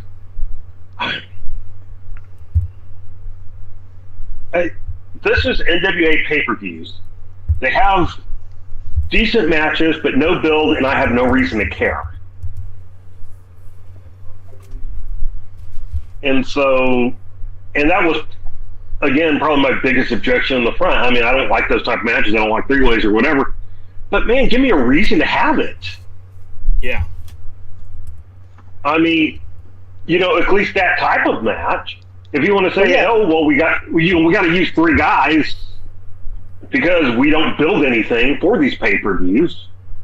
Well, okay, that's DK to kind of chip in on this, one of the best 6-man tag matches that ever happened was the Von Erichs versus the Freebirds at Texas Stadium, where Kevin Von Erich took his boot off and freaking almost knocked out Michael Hayes. But that match had a build. It meant something, and I think that's why there was so much bad blood and heat in that match. And I agree with you. I don't think every match has to be built, but a match like this, at least build it somehow, some way, and at least make it make sense. And it didn't do any of those things, and it really wasn't a good match to begin with. Right. I mean, look, at Texas Stadium, they had Chick Donovan versus Butch Reed. I mean, there was no build to that match. It was just an undercard match they put on the card. Yeah, that's fine. But it was also just a match. they didn't come in and have a barbed wire death match. You know? So I think that's where some of the issues go down. I don't know. What else happened on the show, Jay? Well, that brings us to the national championship. Now, this is kind of interesting because we get a return of James Storm, who we hadn't seen since he and LA Knight lost the tag team titles to Kratos and Stevens. He hadn't made another appearance for an NWA program since. So his big return to the NWA was a title match against Chris Adonis, excuse me. Now, Adonis has yet to defend the national championship. I find that very weird that he's a two-time NWA national champion and did not have one title defense over the course of 8 episodes of Power. Never defended the title. And so this was his first title match, and it was a very slow-paced match, which, again, might have been a smart move to kind of help build up before the main event, before another match that was going to be more intense, maybe the tag team match. But that's not where they positioned it on the show. And James Storm, who was way over with that St. Louis crowd, as the match goes to the finish, he connects with a super kick, gets ready to roll up Adonis for the 1, 2, 3. The referee counts 3, but then notices Adonis's foot is on the rope, so doesn't call for the bell to ring. It doesn't really explain it to Storm, who's sitting there thinking that he won the match, and then takes a minute to explain to Storm that that his foot was on the rope, that the match would continue, and that's when Adonis was able to roll up James Storm into that modified bridge and then put his foot on the ropes to get the 1, 2, 3. So in true heel fashion, he cheated to win. The referee just, I don't know. When I'm watching a referee, when I'm watching a match, the last thing I want to focus on is the referee. And they made a point in this match to go to the referee multiple times, whether it was Adonis with the beer or with Storm and not getting a 3 count. And then the referee being so astute to catch Adonis's foot the first time, but not catch his foot on the ropes the second time. I don't know. I kind of would have hoped for more for this match, and I didn't get it. But it was a victory for Adonis. DK, what were your thoughts on this one? It was a time filler. I mean, the outcome was never in doubt. I mean, the match was okay. I don't really have any major complaints about it. I agree with you. The ref was probably used as a crutch a little too much. You know, it was what it was. Next. Kevin? I liked the match. It wasn't a great match. It certainly wasn't a bad match. I felt like it was two good wrestlers going out there and having a pretty good wrestling match. I would say the highlight of the match was Chris Adonis's condition. From his first show on Power till now, I mean, he has super tightened up, and like I said, I was critical of his physique early on. I felt like he looked fantastic at this show. Again, as I was texting you guys during the show, I still think it'd be cool if he shaved his head and grew out a beard and said, to heck with the body, I'm just going to go out there and beat people up. But either or, I thought he looked great. I think this was, if your body is your calling card, then it has to be better than everybody else's. It has to be standout. And, it doesn't help that the best body in the NWA is also the best in-ring worker in Thomas Latimer. And I think that hurts a guy it hurts a guy like Adonis, who banks on his physique, and yet you don't even have the best physique in the company. And so I think that, I mean, you get my point, right? Yeah. He's supposed to have the best. He banks on his look, on his physique. That's his moneymaker, so to speak, and not his work rate. And so Thomas Latimer has a better physique, and he's got a better work rate. So it's if you're gonna be the physique guy, you need to have the best physique. And that's just kind of my criticism on Adonis. And I felt like he looked fantastic. And I would like to see him continue. Oh, boy. Oh, I feel like DK's been a show killer today. The dogs are really taking to the show. It took over. But no, I feel like I want to see his condition continue to improve. I want to see him take it as far as he can, because I really think that will make him stand out big time and legitimize him as the number 2 tier champion in the NWA. On a side note, I do want to express again congratulations for Mr. Adonis for being our 2,000th follower on Twitter, but even more so that he is going to the United Kingdom and defending that national championship in Preston City Wrestling against good friend of Nick Aldis. Holy crap, why did I just forget his name? Doug Williams. So that should be a fun match. I don't know if that video will get out anywhere, but I would love to see that Doug Williams versus Chris Adonis match, and hopefully, I keep in my head thinking, well, what would be the implications? What would happen if Doug Williams won that belt in the UK? Now, the United Kingdom in the past has always had their own championship belts, so to see the the national championship head over to the UK, that's the first time that's ever happened. So kudos to Chris Adonis, and hopefully he makes the United States proud with his match over there. So is that Doug Williams? Are we talking about like the Doug Williams, the Doug Williams I know? That's awesome. Yeah, that's great. He's still going strong, man. Too. Yeah, what a great experience for Adonis too. I mean, that's some good exposure. So props, good for him, and good for Doug Williams for still out there going strong. And I know that in the past, Aldis has said that he would really like to wrestle Doug Williams, wanted to defend the 10 pounds of gold against him, who I think that would have been a stellar match to see too. I know that that match still happened, but it was a non-title. That was during the era that Cody had the belt, so we never got to see that match play out, and I would have really liked to have seen that one happen. So who knows, maybe we'll see that that matchup down the road. But that brings us to the Ric Flair promo, and I didn't really take any notes on that. I just thought that it was a nice thing to see Ric Flair have an opportunity to thank the people that have put him in the spotlight for the last couple of decades.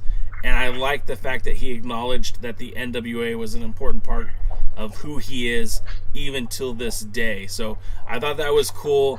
I felt it went a little bit long, but as what many talking heads have already said, it's Ric Flair. You let him take as much time as he wants. Kevin, what did you think about that Flair package, that Flair promo? I think on one hand, it was absolutely outstanding. I felt it, I really did. And I felt like that was just, I don't want to say it was my part of the show, but it was certainly one of my favorite parts of the show. It was just a great promo as a whole, just across the board. I could give you the details, but who cares? It was just great. The double-edged sword to that is that it's pretty sad that today that Ric Flair is still cutting the best promos. That people today cannot cut good promos anymore.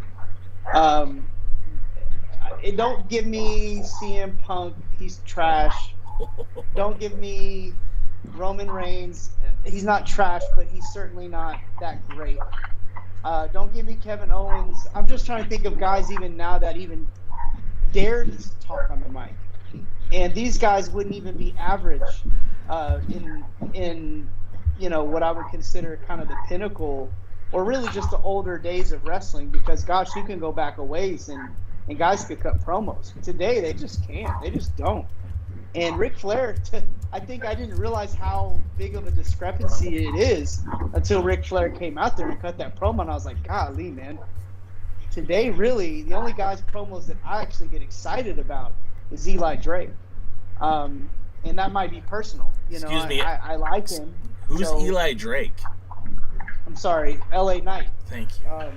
I absolutely love his promos, but that's about it. I can't tell you anybody else that I'm like, oh man, he's getting on the mic. I gotta watch this. So on one hand, it was great to see Ric Flair do that. It was an outstanding promo. On the other hand, actually, I'm gonna give credit where credit's due. Nick Aldis cut a mega promo on this last episode of Power, which we'll get to, and I'm actually considering putting him in the top tier right now of the very few many guys out there that really can cut a killer promo. Because when he brings it, he brings it.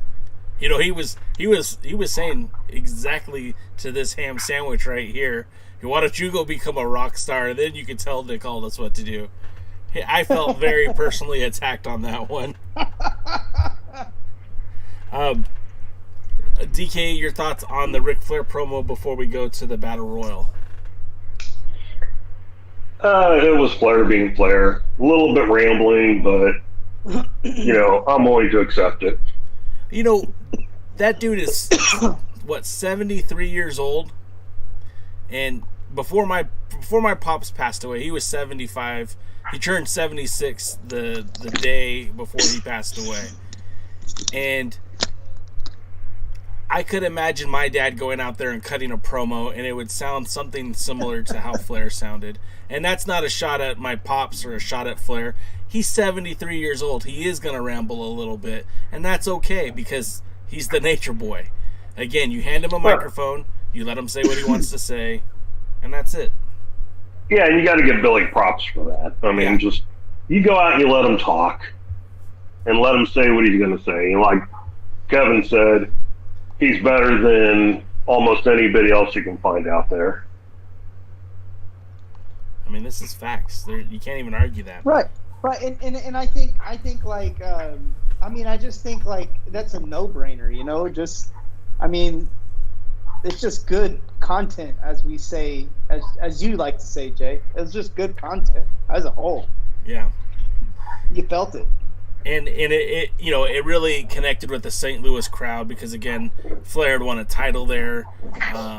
He had defended the title there, and he had a lot of great matches in that St. Louis area, but also specifically at the Chase. So there was 100% a connection to that audience. Now let's go to the Battle Royal because this was significant. This sets up a new #1 contender for the NWA National Championship. Now, I think we could all agree, the three of us, that the National Championship has been more of an afterthought for the NWA in the last 2 seasons. It really hadn't felt very significant. So a Battle Royal at this pay-per-view, in my mind, would hope bring some life back into that division, into that, not weight class, but that national title championship, make it more meaningful, because that's something that it's lacked for the better part of 2 seasons now. We get, and I'll just go through the names. And the interesting thing about the NWA is every Battle Royal is a surprise entrant. So they tell us it's a 12-man Battle Royal, but there's always a lucky number 13 in there. And it turns out when it's a lucky number 13, usually that 13th guy surprises people.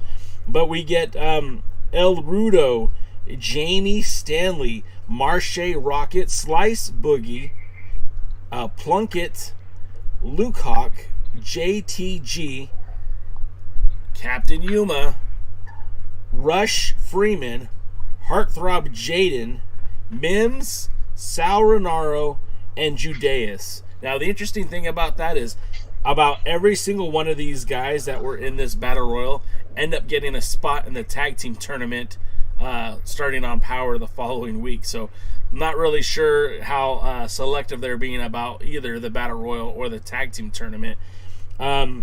This was a lull. This was a down part for the pay-per-view. You came off such a high with Ric Flair and cutting such a world-class promo, and you got those goosebumps and you were all excited, and then you get a Battle Royal that drags on for far too long with a silly finish to end it. And it was just a boring match, and I can't wax poetic about it. It just was boring. Kev, what were your thoughts on the Battle Royal? Where in the world do you get the idea that between the ropes is an okay idea instead of over the top rope? Like where does that idea even? Why does that idea even cross? look, if you can't go over the top rope, there have been 400-pound men that can go over the top rope. If you can't go over the top rope, you don't belong on the dadgum show. I just don't. That to me is just a head scratcher. To me, it actually makes it like more Bush League. Like, it makes it less interesting. It makes it more like just not as important. And I don't know why. I just think that there's an element of having to go over the top rope that makes it more of a challenge and makes it more competitive and interesting. The other side, I agree. It was boring. It felt very pointless. And look, guys, NWA, newsflash. Guys and girls are wrestling matches to move up the rankings. So then you having two nights, two titles, number one contenders are determined by a battle royal, not by the merits of these wrestlers up to a certain point that earns them a title shot. No, they just can get lucky on one night and get a title shot. Two nights in a row for two major titles in the company. I don't agree with that, and I'm going to agree with DK a rare two times, but I think we all three agree on this, and we've belabored this point, so we don't have to tonight. But booking is the thing that kills the NWA, I think, or hurts the NWA actually more than anything else. Not production, not talent, not even their goofy storylines sometimes, but the way they book their shows and the way they book their matches. Sometimes I'm like, oh man, they're finally coming around, and then the match like this happens, and I just go, oh my gosh, like what is going on here? So I didn't like it. Wasn't a fan of it. Didn't like a lot of the wrestlers in it. Yeah. Who even won? I already forgot. Who won the match? Judas. Even less. That's why I forgot, because it was so not interesting. And for longtime NWA fans will remember Judas from NWA Anarchy. He had a cup of coffee with Impact. He had wrestled in Puerto Rico. He's not an unknown, but he's certainly not someone that moves the needle. And I would have been fine with him building him up as a potential challenge to Mr. Adonis, but it just felt like this was this didn't need to happen. Now, I guess what would have been worse for me is if JTG won, because then we would have had a replay of the match that we had a couple of weeks ago, and I really didn't want that. So for at least for that, it's a little bit better. Now, what about you, DCam? We didn't get your thoughts. What did you think of the Battle Royal? Well, Jay's wrong twice. Just stupid does move the needle. It just moves it the wrong direction. And not wanting JTG to be in an actual program with Adonis is foolish. I mean, where's this idea that they can only have one match and the person wins, even if it's clean, then we don't need to see it again. I mean, you know, Murdoch and, you know, all this, you know, had 3 or 4 matches. So I don't agree with that assessment, you know. So the wrong guy won. Sinister Minister needs to go with Austin Idol, and 2 of them need to go find their retirement homes and go away and never come back. They're both people that have history in wrestling, but neither one of them I don't think the average modern day fan cares about. And every time I hear Sinister Minister's voice, all I can think is, where's the mute button? And it's just, every time I hear Austin Idol's voice, all I can think of is, where's the power button? I mean, go ahead, DK, sorry. Stop it. These guys aren't adding to your show in a positive way. And so, you know, take whatever money you're investing in them and invest it in better talent. I don't know why they treated, you know, just stupid like he was some big megastar, to come in and crush everybody and win the thing. Like Kevin said, who won? I didn't even know it when he first asked. It was like, oh yeah, actually, who did win? Because I don't care, and I'm not interested in watching him challenge Adonis. And if he does challenge Adonis, he damn well better not win. Mm-hmm. And so, battle royals are what they are. The not being over the top rope is 100% stupid. They're doing it to be different, but it's not different. It's dumb. Wrong D word, people. So, do we want to come stop on. down for a second? Because we've been kind of rambling for a good while without really making reference to the chat. Jay, do you want to? Is there anything in there you want to call out or well, like in there? Okay, so a couple of things. The certified hustler's in the house. He left, but he's back. James He was gone? Sean Mega said that the ballroom didn't look good. That the studio's more professional looking, which I kind of agree with, especially when it comes to the power tapings. It doesn't look good at all. What would Luthez do? Mention the national title, saying the national title in England. That makes no sense. Yeah, I mean, we're in different times. There is no regional NWA in the UK anymore. There's just the NWA. So that national title, that TV title, if the titles travel, they don't follow the same guidelines that they used to have to follow. Let's see. James H. Jackson says, when you're in a company that has a podium and mics, you need to step it up as a wrestler there when it comes to promos. And I think that was in speaking of what Ric Flair was saying, what Kevin was saying about Ric Flair. Certified Hustler said, bring back the over-the-top rope disqualification rule. Yes. Dave Scooby said, I guess they had to get as much. Where did it go? Yeah, I mean, well, it used to be part of the Bill Watts rules, right? Where I think they even included you can't jump off the top rope at one point. Dave Scooby said, guess they had to get as much talent on the pay-per-views to make sure that they were there for the TV tapings, and that's probably his explanation of why they had so many the different talents in the Battle Royal and in the three-man tag matches. James H. Jackson says, I do agree with DKM. The needle is always moving, just a matter of which way, which is kind of funny if you ask me. And then what would Luthez do? Said, then don't have a regionally named title. It's that simple. And yeah, that's sure. They're using the old heritage of the NWA. That's the legacy, the history, the tradition. I wouldn't be surprised. And it's not the first time the national title's been defended in other countries. I mean, we're kind of making it sound like, oh, I can't believe this is happening. It's happened before. It's been defended in Japan. It's been defended in Canada. I mean, this is it. It is what it is. I mean, hell, the Texas title once changed hands in Puerto Rico. Terry McDermott says he would rather see 4 wrestlers wrestle in singles to get a top contender like a Final Four. Totally agree with that. I agree with that 100%.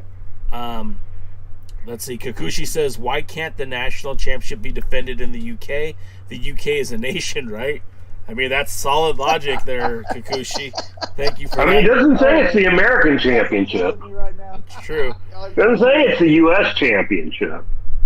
Right? It's the U.S. or American. It's the national championship. This is true. Yeah, but I mean, here's the other thing, though. I think actually what it stands for is it's the national championship. Doesn't mean it can only be defended on national soil. If a UK wrestler wins it, that means he's now the national champion of that. I mean, think about it like college football. I mean, or a college sport, they have a national championship, but sometimes people from other countries win those championships. So, I mean, I don't think it has to be. I'm just filibustering. I'm going to go ahead and move on. By the way, what would Luthez do? Thinks that it's all stupid and nonsensical. So, I mean, everyone has their point of view. Right. And then the last comment I wanted to get to is what Doty said, and he says that the power tapings at the Chase would look better if they set the banquet table crowd like the original wrestling at the Chase. And I know he's talking about those $3 steaks, and a $3 steak sounds mighty good to me right now.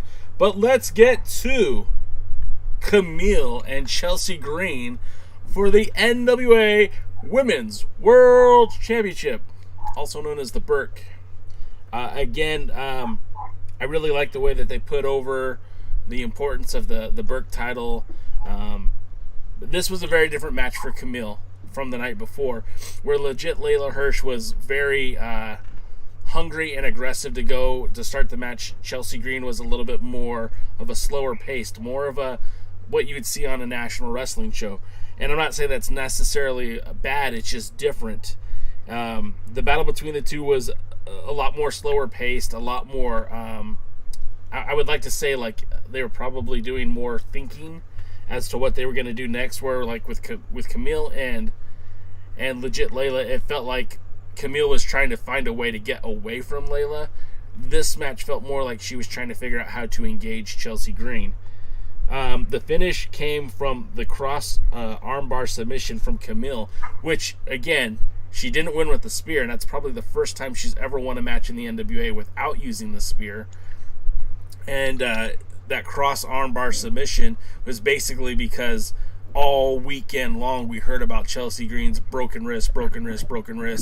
I mean, I think that's even why she was eventually let go from the WWE, was because of that broken wrist. So, she kind of went all Bob Orton with the cast, and it felt like that was a good way to end the match. So I was happy with it. I thought that both women looked really good. Even Chelsea Green looked good in defeat. We're going to go to you first, Kevin. What did you think about that match? I thoroughly enjoyed the match. I thought it felt like a big league wrestling match. Again, I'm not a big fan of overworking a body part. I just think we've watched enough MMA in our lives to know that when you put somebody in an armbar, it's over most of the time. And very rarely in those types of fights do you see that kind of narrative. So I'm not a big fan of it. I think it's kind of antiquated, just in my opinion of wrestling today. But I digress. Other than that, I thought it was a great match. I really enjoyed the feeling out process. It made it feel like a big league match. I think Chelsea Green, for the eyeball test, certainly looks better in the ring with Camille. And all in all, I thought it was a really solid match. I can't tell you it was the best match of the weekend or even the best match of the night, but I think it sealed up a really good weekend for Camille. And again, anybody that's watched our show knows that I wouldn't call myself a Camille fan, but I do have a lot of hope for the promise that she shows as an athlete. And so I really am enjoying watching her develop, and I felt like this was a great weekend for her to kind of solidify herself as the top woman wrestler in the NWA. DK, your thoughts? Well, if you guys can even hear me, my internet connection's just freaking out. It was a much better match than Camille had the night before with Hirsch. I mean, like Kevin said, it was a big deal. It was a big moment.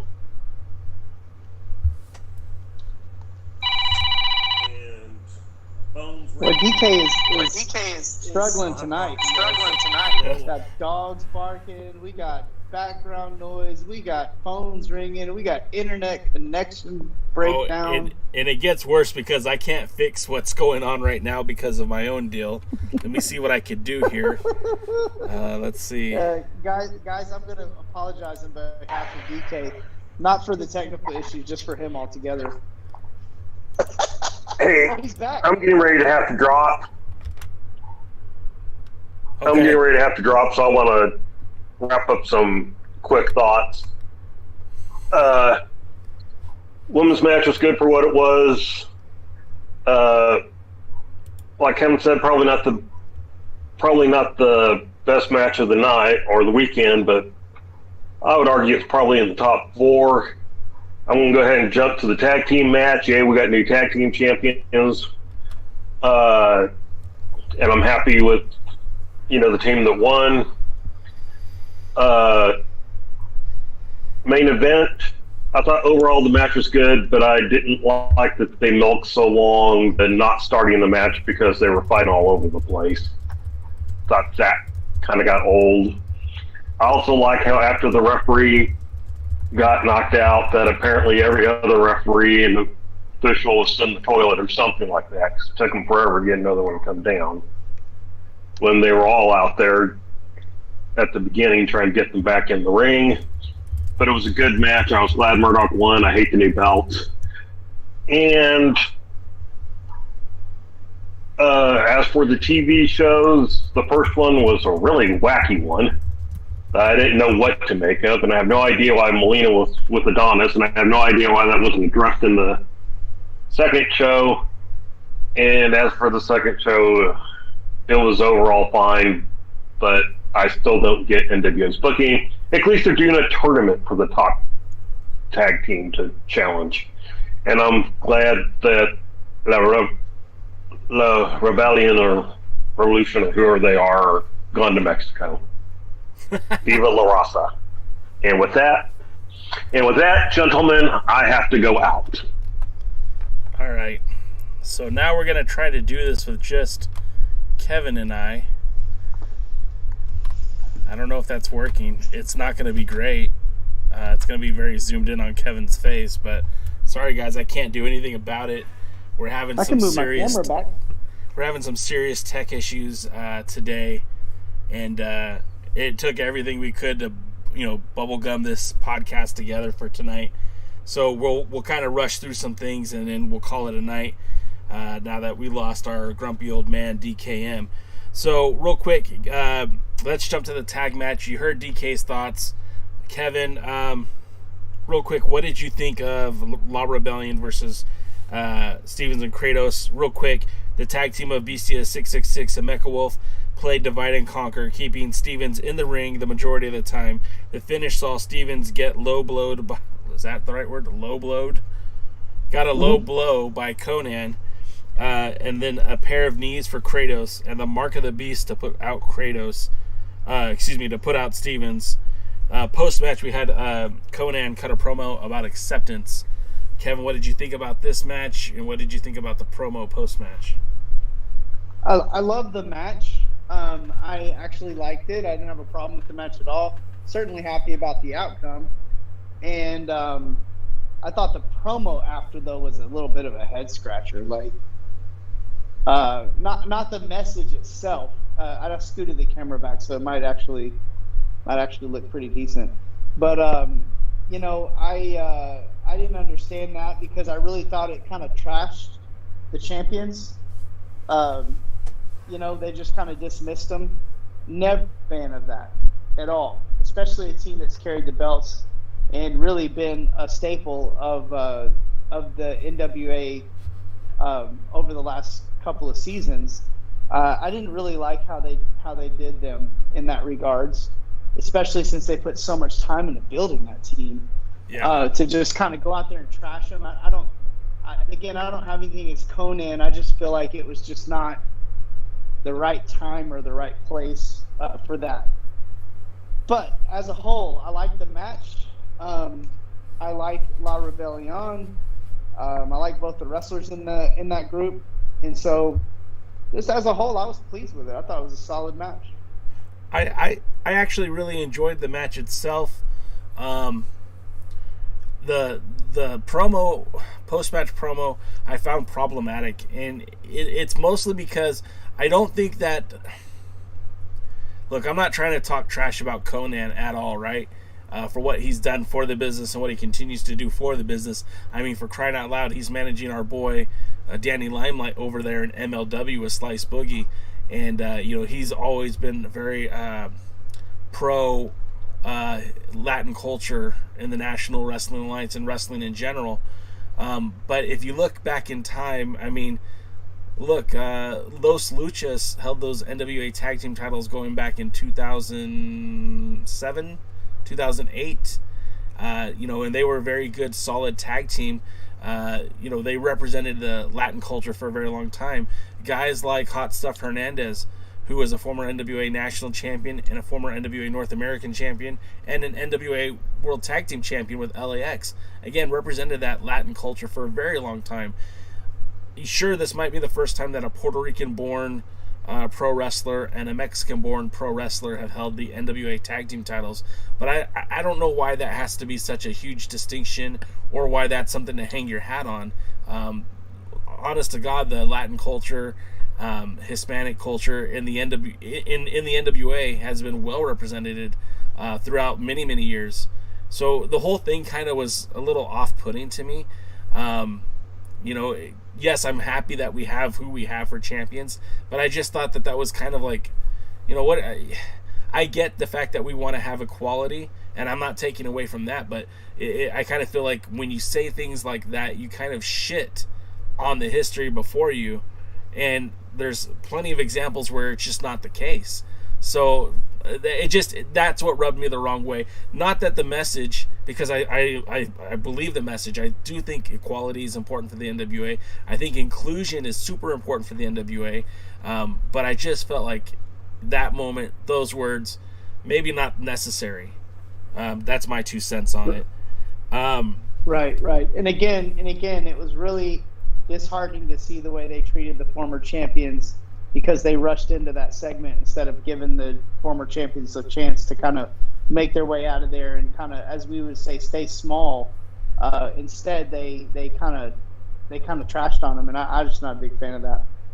And then the other thing to that too is, and we'll get into this more during Power, but Kratos and Stevens weren't even afforded an opportunity to have a rematch, which is pretty atypical of tag team champions. They've been thrusted into this tournament and have to fight for an opportunity to have a rematch, which, we were all very excited to see the NWA crown new champions, because quite honestly, I was ready to move on from Kratos and Stevens. I just feel like you do it the right way, and you tell the story that traditionally, for a company that's built on history, tradition, and legacy, and those 3 letters are so valuable because it's, according to Billy Corgan himself, a legacy brand, then I think you need to keep up with the legacy and recognize these things. So, my 2 cents, I really felt like Kratos and Stevens did get the raw end. The Conan promo was correct, but I think it should have included, it didn't need to include so much in the, exclusion of the Latinx culture. But let's go to the world title match. Now, this is what we all came for. This is the match that we all wanted to see. This is the match that represented the NWA to its fullest. And, it started off a bit rough. It started off with Aldis taking Murdoch around the ringside area and then battling out. There were so many shades of the match between he and Cody at the NWA anniversary show 3 years earlier that I drew a lot of comparisons. And you even had Billy Corgan out there, shouting at Nick Aldis to get back in the ring. Pat Kenny, who you haven't seen on camera yet, made a brief appearance trying to get some control of this match. It was wild on the outside. Aldis literally tells Corgan to smack him. Go ahead, hit me, take your first shot. And of course, Billy Corgan is more of a pacifist. I don't think that was going to happen.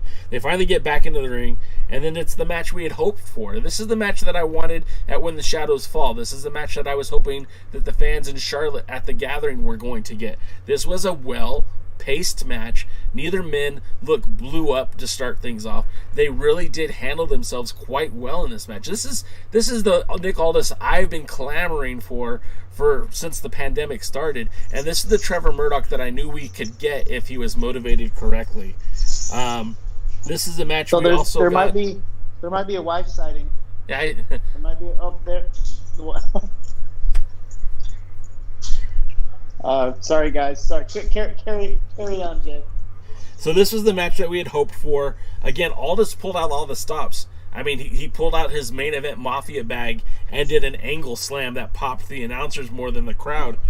He also hit the Thez press, which I kind of popped for that, being that they were in St. Louis. And, Murdoch slamming Aldis off the top rope, I certainly felt like there were Ric Flair vibes in that match when he, I can remember Road Warrior Hawk always catching Flair on the turnbuckle and tossing him down.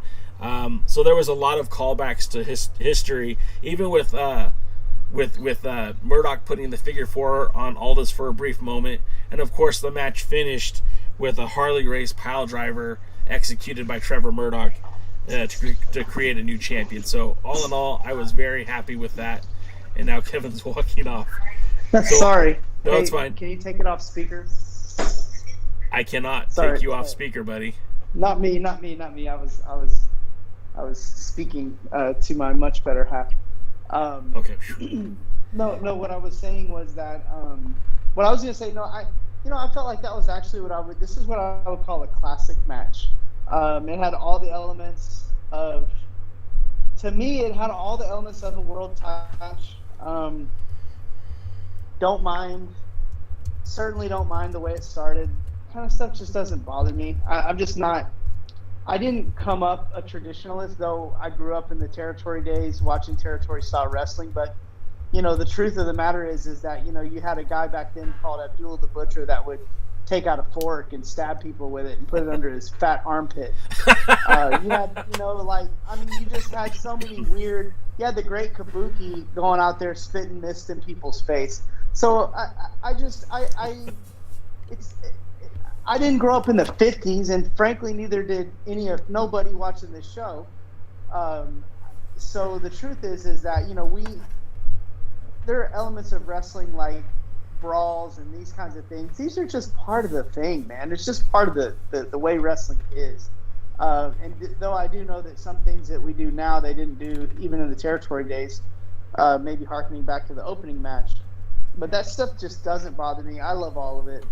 I just thought it was a classic match. I thought they told a lot of stories. I do think that this entire weekend was heavy with Impact Wrestling inside jokes or whatever, like inside stuff that you have to be an Impact Wrestling person to know. And I don't watch a lot of that. And so I think if it's NWA, if you're going to harken back to something, it should be to the NWA. And so I'm a big fan of like the getting thrown off the top. And you said Road Warrior Hawk.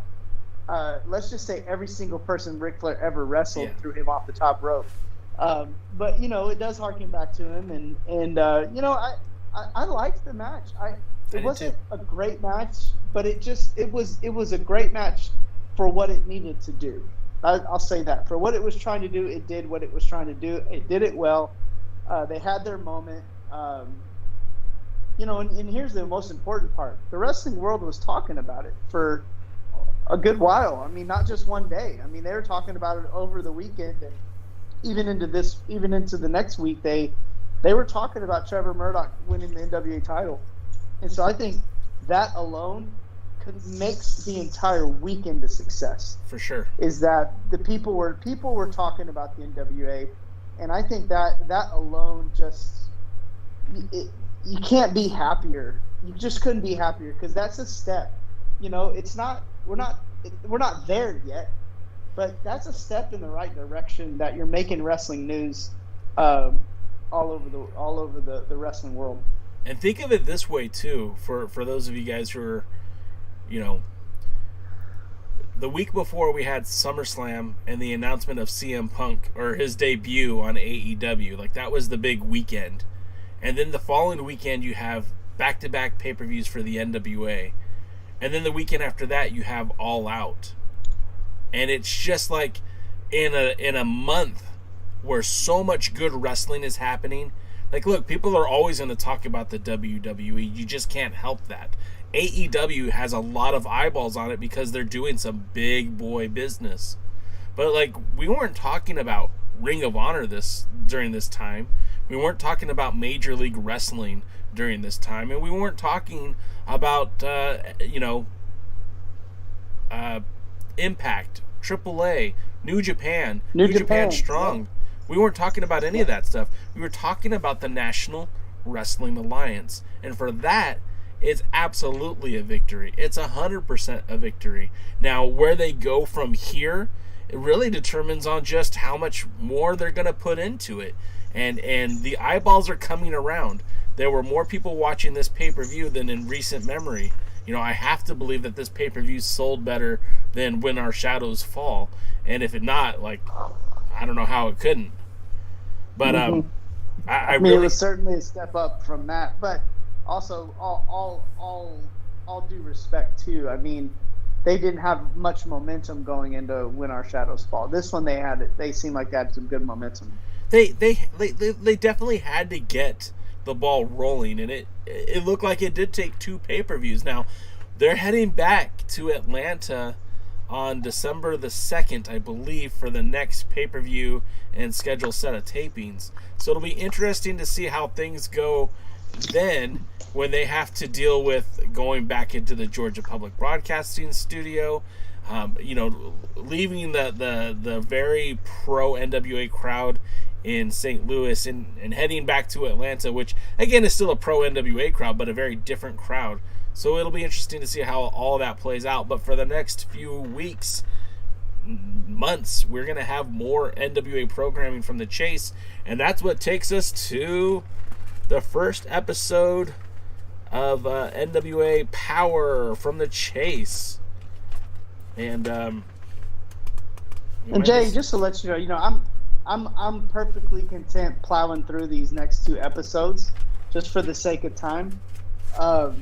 Because I'm just going to be upfront about these shows. Like, I felt like the production was not up to their standards at all, which is a huge disappointment, because one of the things I loved about the NWA Power was that it felt like it was high-level production in the studio that they were in. And the lighting to me, some of the shots with no crowd, just some of that stuff, I just think they're better than that.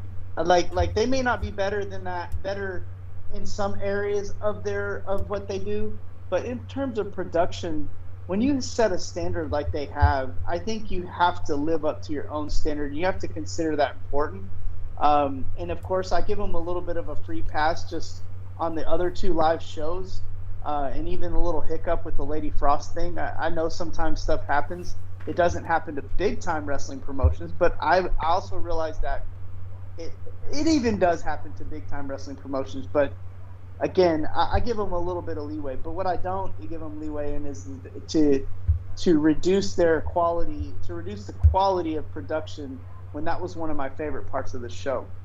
So that's my main take on the 2 power episodes. And just a kind of blanket statement, again, just some really questionable booking on these 2 shows. I mean, I guess we're just going to lump this all together for the sake of time. But sure. I mean, not only the questionable booking, but then like the pacing of the show itself. I mean, it was pure chaos at the podium. And as you start watching it for a second time, and you're like, oh, maybe that was intended, but it just felt so like out of sorts for the NWA. That seems very clean cut, and like you said, heavily produced. Now this starts to feel like an indie show to me almost, because you have the segment after segment, and there's no explanation. I mean, you get Strictly Business out there. Camille's not happy with Corgan. They're still peddling this conspiracy Corgan BS. And then Trevor Murdoch comes out, and instead of an altercation, Strictly Business leaves. Trevor Murdoch puts over Aldis. Then you get a promo with the championship series, and you've got like this new Jack Stain who's looking over his shoulder. You've got Colby Corino trying to put himself over as a wrestling god because he won one match. And then you've got and the Pope, Pope is being the Pope. He's staying in line with the gimmick. You're not going to get any info out of him. It just seemed like... Well, I will say this, in making blanket statements, I thought Jack Stain was the best part of both shows. His promos were actually really, really good. And Jack Stain is a heel. I haven't really seen that much of Jack Stain like this. And I think I am extremely interested. And I would really like to see more because I really think Jack Stane can resurrect his, because he's got the pedigree, and if this direction continues the momentum, I think he could honestly be kind of our under the radar next big name guy. Because man, I'd love to see him and Trevor Murdoch go, and I liked both of his promos. I mean, he made me laugh. He said some stuff that had me laughing. And again, we're all big fans of Jack Stane on this show, so I was really happy to see that. I felt like his promos were actually the highlight, aside from the Nick Aldis promo in the last episode, in the last part of the last episode. Well, but aside from that, his promos were awesome. Jack Stane first appeared on the Superpower of the NWA that was scheduled to appear in March of 2020, and it took them this long for them to develop him as a character. And now he's got this snake belt, snake vest, snake boots. He's got the drip. He's got the pedigree. I mean, this guy overnight became a character, became a star. And I'm not saying that he was bad before, but the fact that he's being like produced this way, I really feel like this is great. This is a good way to, again, on a promotion filled with guys who could be a decent challenge, could be a good challenge. Like the Pope and Trevor Murdoch don't make a lot of sense. The Pope and Nick Aldis made a ton of sense. But now Jack Stane and Trevor Murdoch, two hosses, right? Two guys who could just go. And Jack Stane has this built-in credibility. Like, no, he's done all this. So you're right. I didn't think of it that way, but you've turned me over to that. He absolutely has character development, and that's something that you need when you're telling episodic wrestling storytelling. Is these characters need to change, they need to evolve, they can't stay the same forever. So I like that. We had a qualifying match for the tag team tournament. I don't know why they threw those four guys together. Now I will say this, that the Rude Dudes at least look like a tag team. Putting Rush Freeman with Captain Yuma, just like, it doesn't pass the sniff test. That was weird. Yeah, and it was very indie, and I was very disappointed in that segment. Though I was not disappointed with the Rude Dudes, and they moved on, didn't they? Yeah. We got. So I'll actually be eager to see them, whoever they wrestle the next time. We got Kyra Hogan with the victory over Sky Blue, which I thought that was a really good match. Sky Blue looked, I agree. Sky Blue looked great. Afterwards, Kyra Hogan kind of was talking trash to Mickey James. We'll have to see if that leads into anything later. La Rebellion puts over the Hex. Basically, they say they're taking off to Mexico, which is kind of cool because this Saturday, I'll actually be heading to the Auditorium de Tijuana to see our boy Danny Limelight in action, but also the Crash will be La Rebellion will be in action, and your boy Jay is going to try to smuggle in some contraband with the camera and see if we can record some wrestling out there in Mexico. Nice. Nice. Kenzie Page gets the victory over Chelsea Green, setting up the hot mess Chelsea Green. Bad booking. I think that's Chelsea the only Green reason why they do that is. Well, shouldn't they have done that after she lost to Camille, where it was meaningful? Right, because her losing a match to this girl was really dumb. Really bad, because that was the girl who just challenged for the NWA Championship in a main event style match, and now you have her go out there and lose to somebody that really it's not even a championship contender, really shouldn't be. Bad booking, hated it. I don't have anything wrong with the hot mess factor, but there had to be 100 different better ways to do that. Maybe Lady Frost causing that, maybe Genocide causing that, maybe a whole slew of people that could have been the reason for that. Right, they could have used the win. James Storm at the podium. Storm is interrupted by Tyrus and Idol management. Cluster. Just a waste of time. Just confusing. Waste of time. Storm didn't even get to cut a promo. He just showed up. No, it just was dumb. Move on. And that brings us to the TV title match. We get Tyrus versus Black G's, and oddly enough, G's gets some decent offense early on in the match before it goes all Tyrus. But this is the main event. Yeah, I was really disappointed in this main event. Disappointed the way that I felt like when you had a really good match on the show, and then you put this out there as your main event. It's just bad booking, man. Like you know what you're doing. You know what you booked the show. You know what's gonna happen. Why not put the best match out there for your last match? Just makes no sense. And again, storytelling 101, booking 101. This is not how you want your show to go off the air. That brings us to Power. I'm not leaving. I can still hear you. Sorry, something's burning. Go ahead. That's okay. That brings us to Power, episode number 40, At the Chase.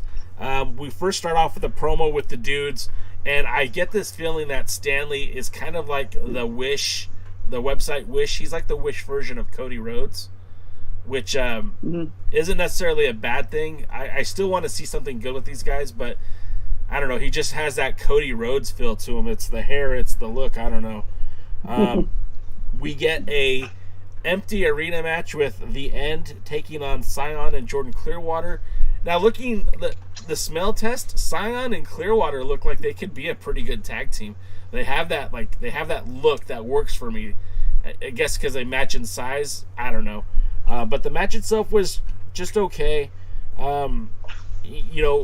Odinson continues to impress week in, week out. Paro, I've been very disappointed in. I want more for Paro. I'm not sure what's going on with him, but him and Odinson, I felt were going to be a much stronger tag team.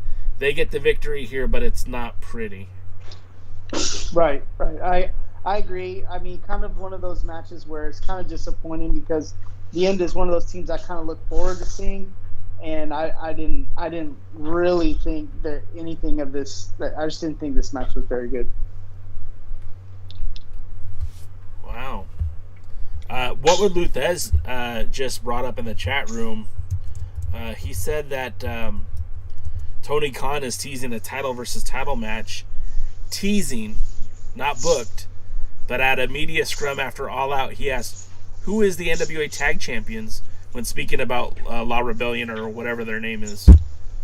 So, I mean, we would all love to see FTR come in, I think, for a short run in the NWA. Because it's so important to them, and it'd be fun just to see them show up. Next up, we have a promo with Hawk Ari, where they absolutely just destroy the Carino name and the Carino legacy. And I knew you were popping for that. Oh, I was loving it because first of all, I love Hawks and I love his kid, and then I also don't like either of the Carinos, so I thought it was great. Willie Bowen said Tyrus didn't get his rotisserie chicken. Willie Bowen hates Tyrus more than anybody else I know, so I love it when he puts these little jabs at Tyrus in the chat. It makes me laugh every time. We get Judas in action, the High Priestess of Pain, taking on Jeremiah Plunkett, and again, this is just a match channel. This isn't what's going to sell you and grow your audience. This is a match that no. This is a dark match. This is a match that you use for Power Surge. I don't get why this is. I don't want to pay $4.99 for this match, and I like Jeremiah Plunkett too. Mm. And then but it just wasn't a good match. No, and then the post promo with James Storm coming out, and I don't know why James Storm is now in any kind of program with Judas, because Judas has the title shot with Chris Adonis. Judas and the Sinister Minister want the national title. What this has to do with James Storm, I have no idea.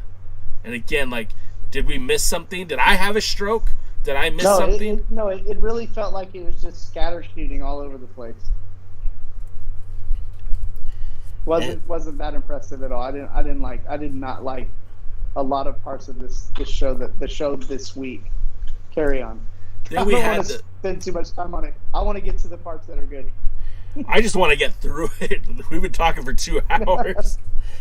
Next up, we have Crimson and Jax Dane, the promo, the face-off, where Crimson shortchanges Jax's accomplishments and tells them that they're going to have a one-on-one match, and it's coming up next week in the main event.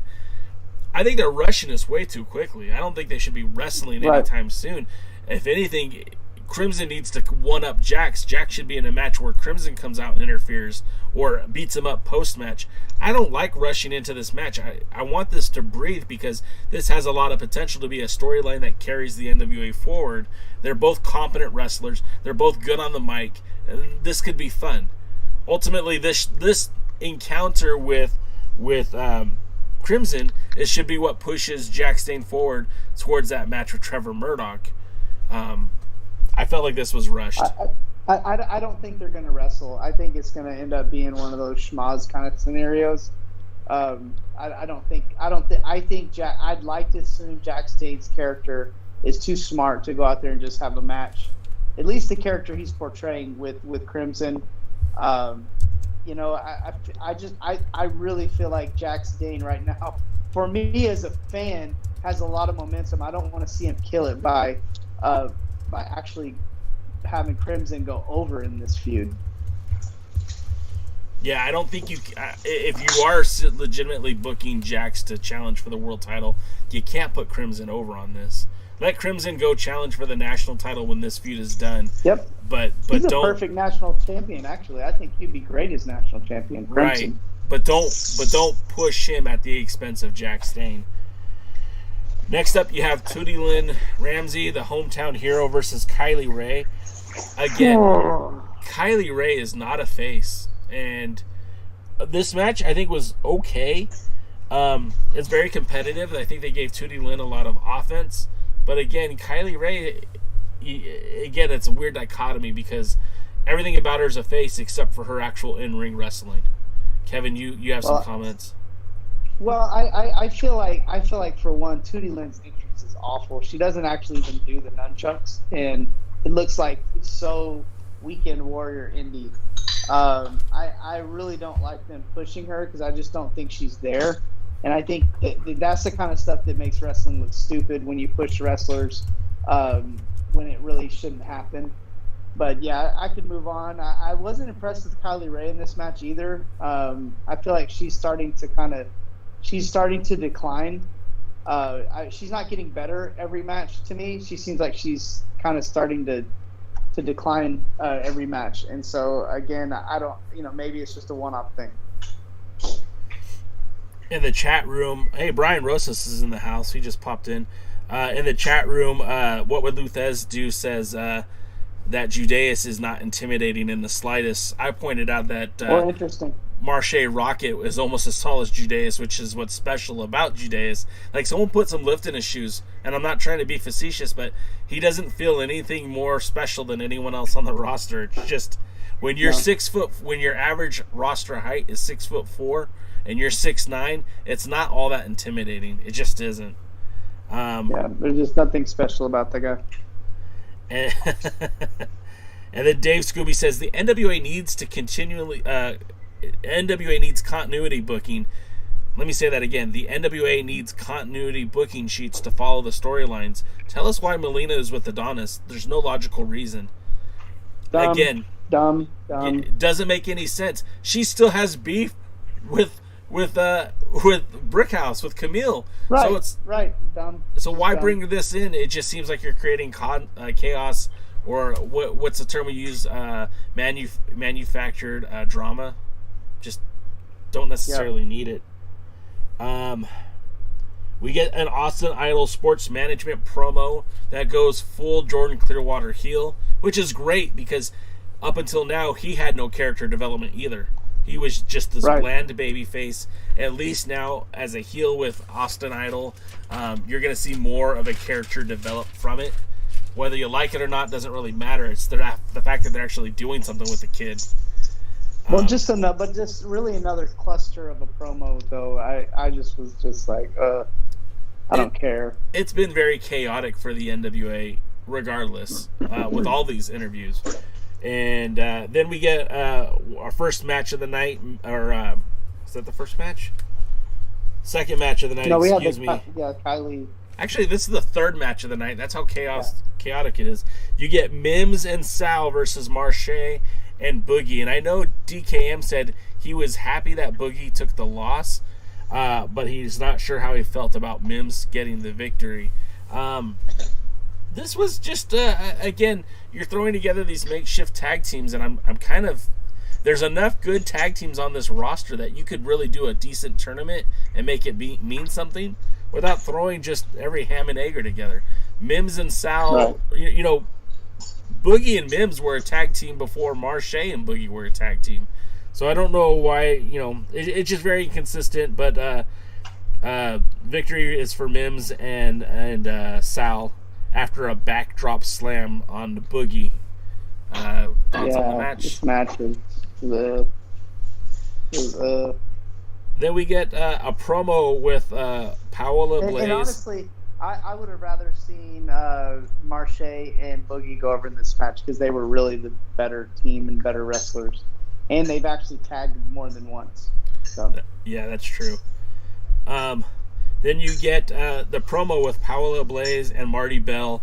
Now this is another head scratcher, and kind of like fallout from the first show because we had Marty and Allison Kay interrupt a promo from Paola and Genocide and Taryn Terrell. And again, in my eyes, Taryn Terrell can do no wrong. She's perfect. But this promo, these promos have been like hard to watch, hard to understand. Like they were talking about Lady Frost in the promo on the first episode, and she had nothing to do with these matches. And then they talk about this one, and basically it sets up a match where if Allison Kay will wrestle against Genocide, if Genocide wins, they get a title match. And if Paola beats Marty Bell, if Paola wins, they get a title match. There's no incentive for the champions other than if they win, they don't have to defend the titles. It's all for the challengers. And again, it just, I don't know, why not just put a decent tag team in there and have them challenge Team Hex? Yeah, but I thought it was a dumb promo. Didn't make any sense. And then Wasn't a big fan of this show. I have one highlight for me, and other than that, the show really didn't do a whole lot for me. Well, then we get a look back at 1,044 days as Nick Aldis as your world's heavyweight champion. And Produced by Strictly Business, which I thought was a funny little. Look, nobody loves Nick Aldis more than Nick Aldis. Don't ever I forget thought that was that. kind of cool. I thought that was kind of cool. You know, you would think that Mickey James loves Nick Aldis more than anybody in the world, but no, Nick Aldis loves Nick Aldis more than anybody in the world. Which brings us to the Aldis promo with Strictly Business. And Aldis apologized to Kyle for socking him in the face, but also mentioned that sometimes Kyle has a face that's deserving of a sock. He acknowledged Billy for what they built. He didn't thank him. He didn't take credit for it. He acknowledged that the two of them built something very, very cool. And then Aldis made an excuse as to why he had been such an a-hole lately. And I really felt like those comments were coming right at me. Aldis put over Murdoch. Like you felt attacked, didn't you? Yeah. Well, I look. Let's be honest. The Nick Aldis we had in his first run as world's heavyweight champion far exceeded expectations. Did more with the title than the Aldis that we had in the second run. And it's not even the pandemic. As soon as Power started, the 10 pounds of gold became a thing of the past.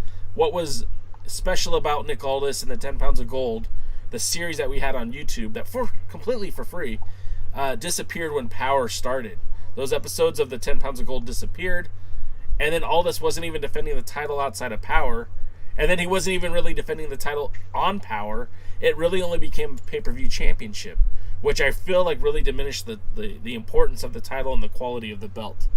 So every time that I've brandished a bad word about Nick Aldis, it was based on the fact that the title on his watch was diminishing in value. At the height of its popularity is when Nick Aldis defeated Cody Rhodes to win the title at the 70th anniversary. That's when that title was the most significant, and I feel like it had been a downward spiral ever since. Jay, you don't have to defend yourself. You're 100% correct, and you know nothing that you're saying is actually not true. So you certainly don't have to defend that position because I agree with you 100%.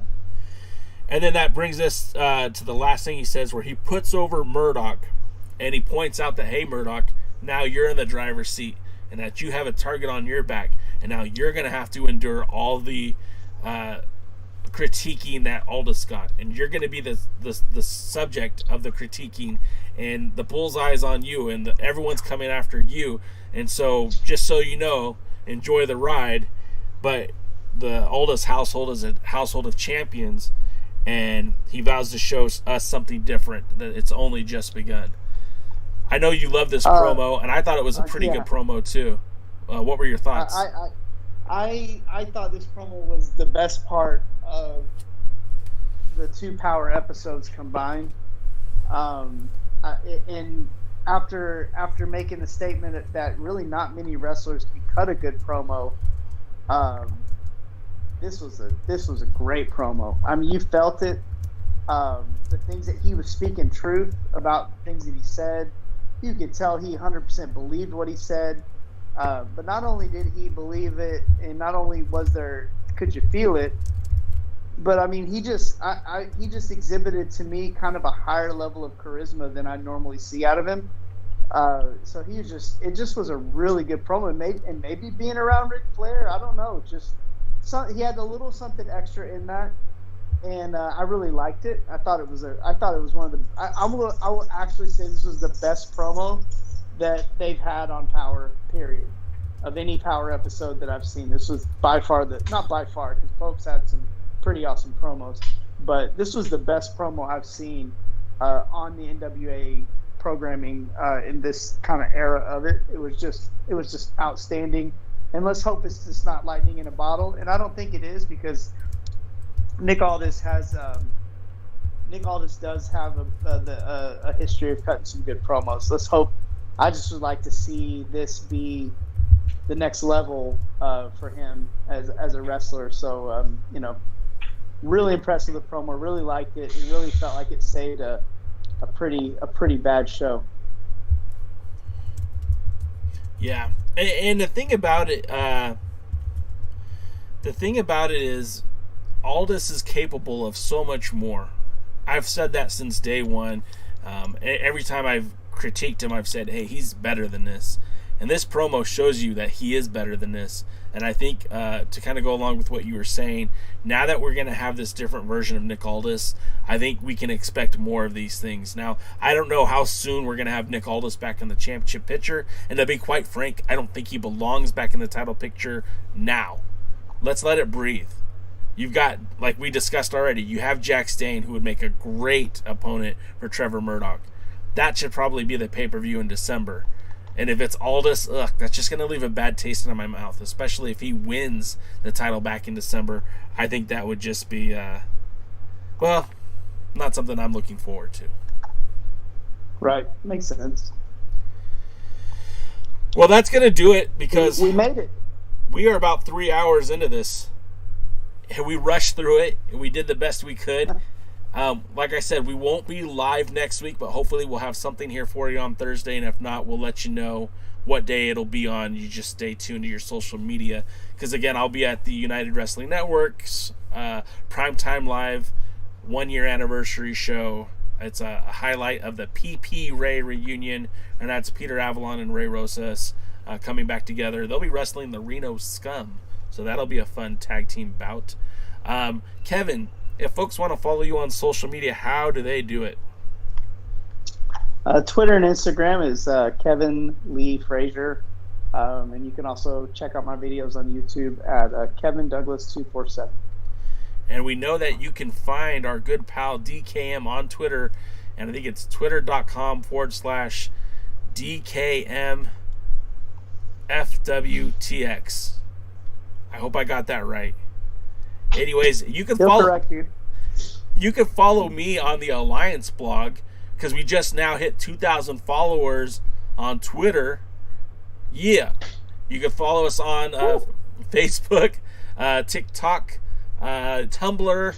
I'm putting a lot of fresh content on YouTube, or on Instagram, so you want to check that out too.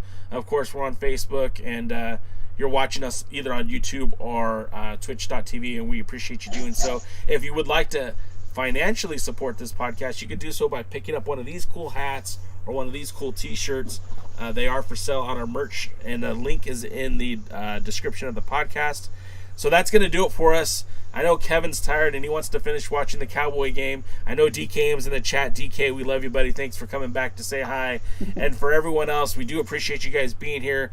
Luthez, Brian Rosa, Ron Gibson, Dave Scooby, Terry McDermott. I know I'm missing a bunch of people. Dodie, Chris Dog, Sean Mega, all you guys. We appreciate you guys. We love you guys. Terry McDermott. Until then, guys, we'll see you at the matches. Let me see if I can do this because it's been broken. Have a good night. Yeah, I just lost you. All right, well, thanks, guys, and have a good one. We'll see you at the matches. Good night now.